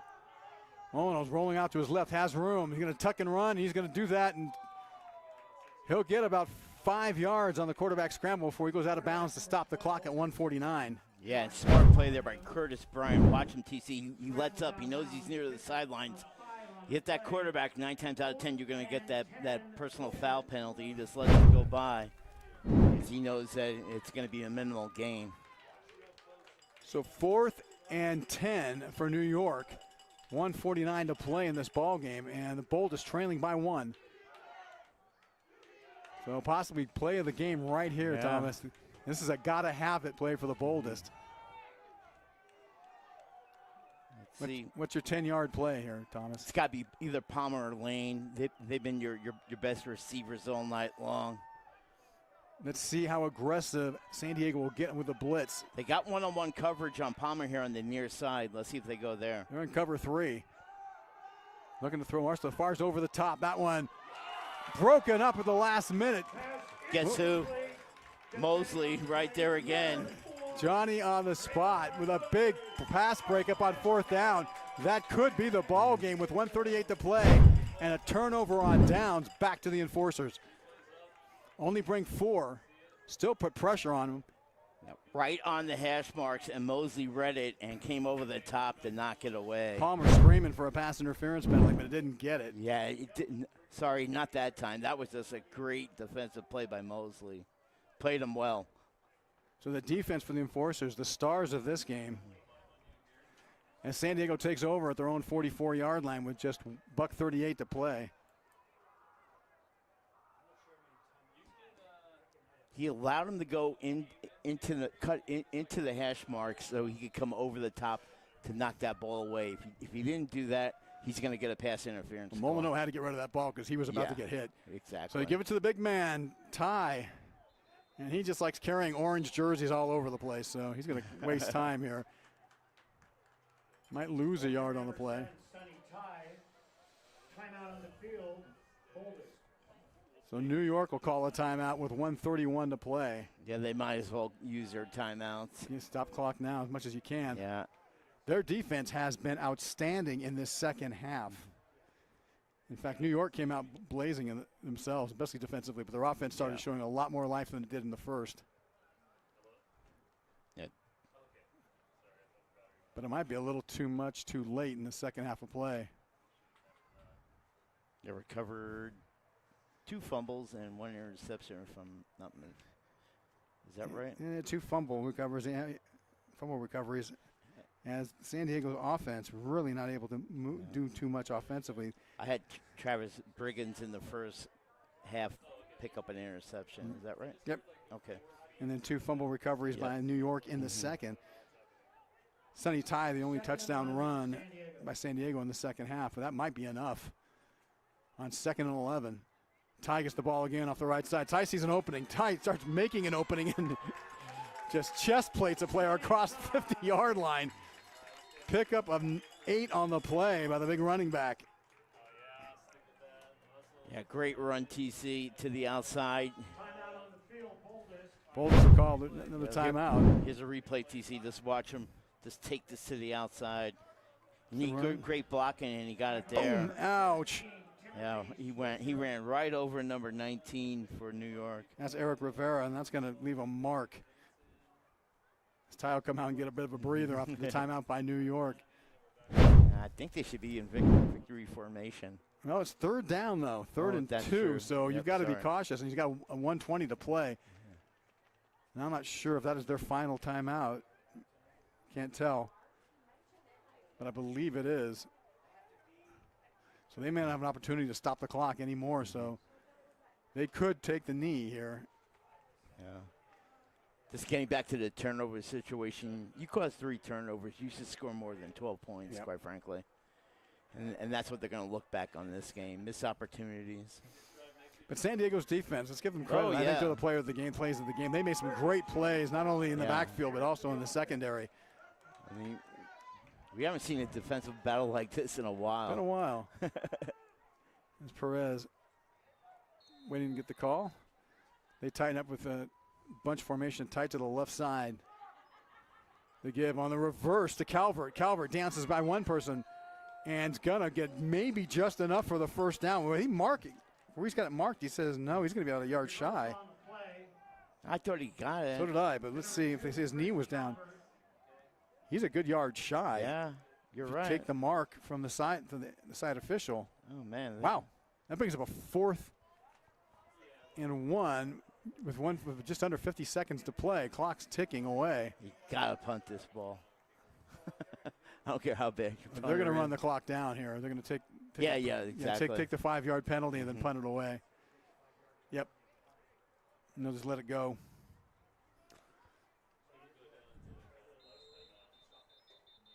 There's 34 seconds to go, and they'll call the timeout. Timeout on the field, enforcers. So they didn't take the penalty. They stopped the clock on 4th and 1. That one boggles me a little bit. Why wouldn't you take the penalty and then just punt the ball away at 4th and 1?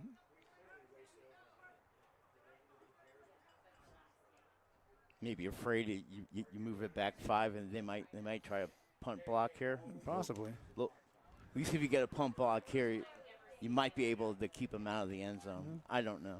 I just handed number 7 up the middle, and we'll get you the yards you need. Well, after this game, San Diego has one more battle. They're playing Tri-State Shields on May 30th in San Diego. That'll be their final regular season game. NYCD Boldest, they've got one big matchup against the New York Police Department, the finest. That's going to be a heck of a football game. No doubt. So 4th and 1. We're going to go the big man under center. Ty just says, I'm going to take it myself. And he just pulls everybody forward. Did he have it? Yep. Didn't look like he had it initially, but then second effort gave him a first down, and that'll be enough to lock this game up. Yeah, he fumbled the snap initially, but good hands. He picked it up. He did a nice job there. Good surge by the offensive line and give him a little extra room to navigate. And that'll be a first down for San Diego. Yeah, I think that's... They're just going to let the clock run down. Here it is, TC. Watch the snap. Watch the initial hit. They didn't got it. Yeah. But look who's driving his legs. Like, just needed a second to get going. And that first down locks it up. Yeah. San Diego remains undefeated, goes 3-0 in Division I with a hard-fought 13-12 victory over the NYCD Boldest. Thomas, any last thoughts on this football game? Nope. Good game. Missed opportunities for both teams, but that's a good overall defensive battle. And congratulations to the enforcers. And great job by the Boldest coming out cross country and giving us a good, exciting game. So that's going to wrap up our coverage of tonight's NPSFL contest here from Palo Verde High School. For our director, Brian Vilvan, our producer, Chris Cashman, our outstanding videography team, along with my partner, Thomas Conroy, I'm TC Wardell saying so long from Las Vegas, Nevada, and we hope you continue to enjoy and support National Public Safety League football throughout the season. Have a great evening, everyone.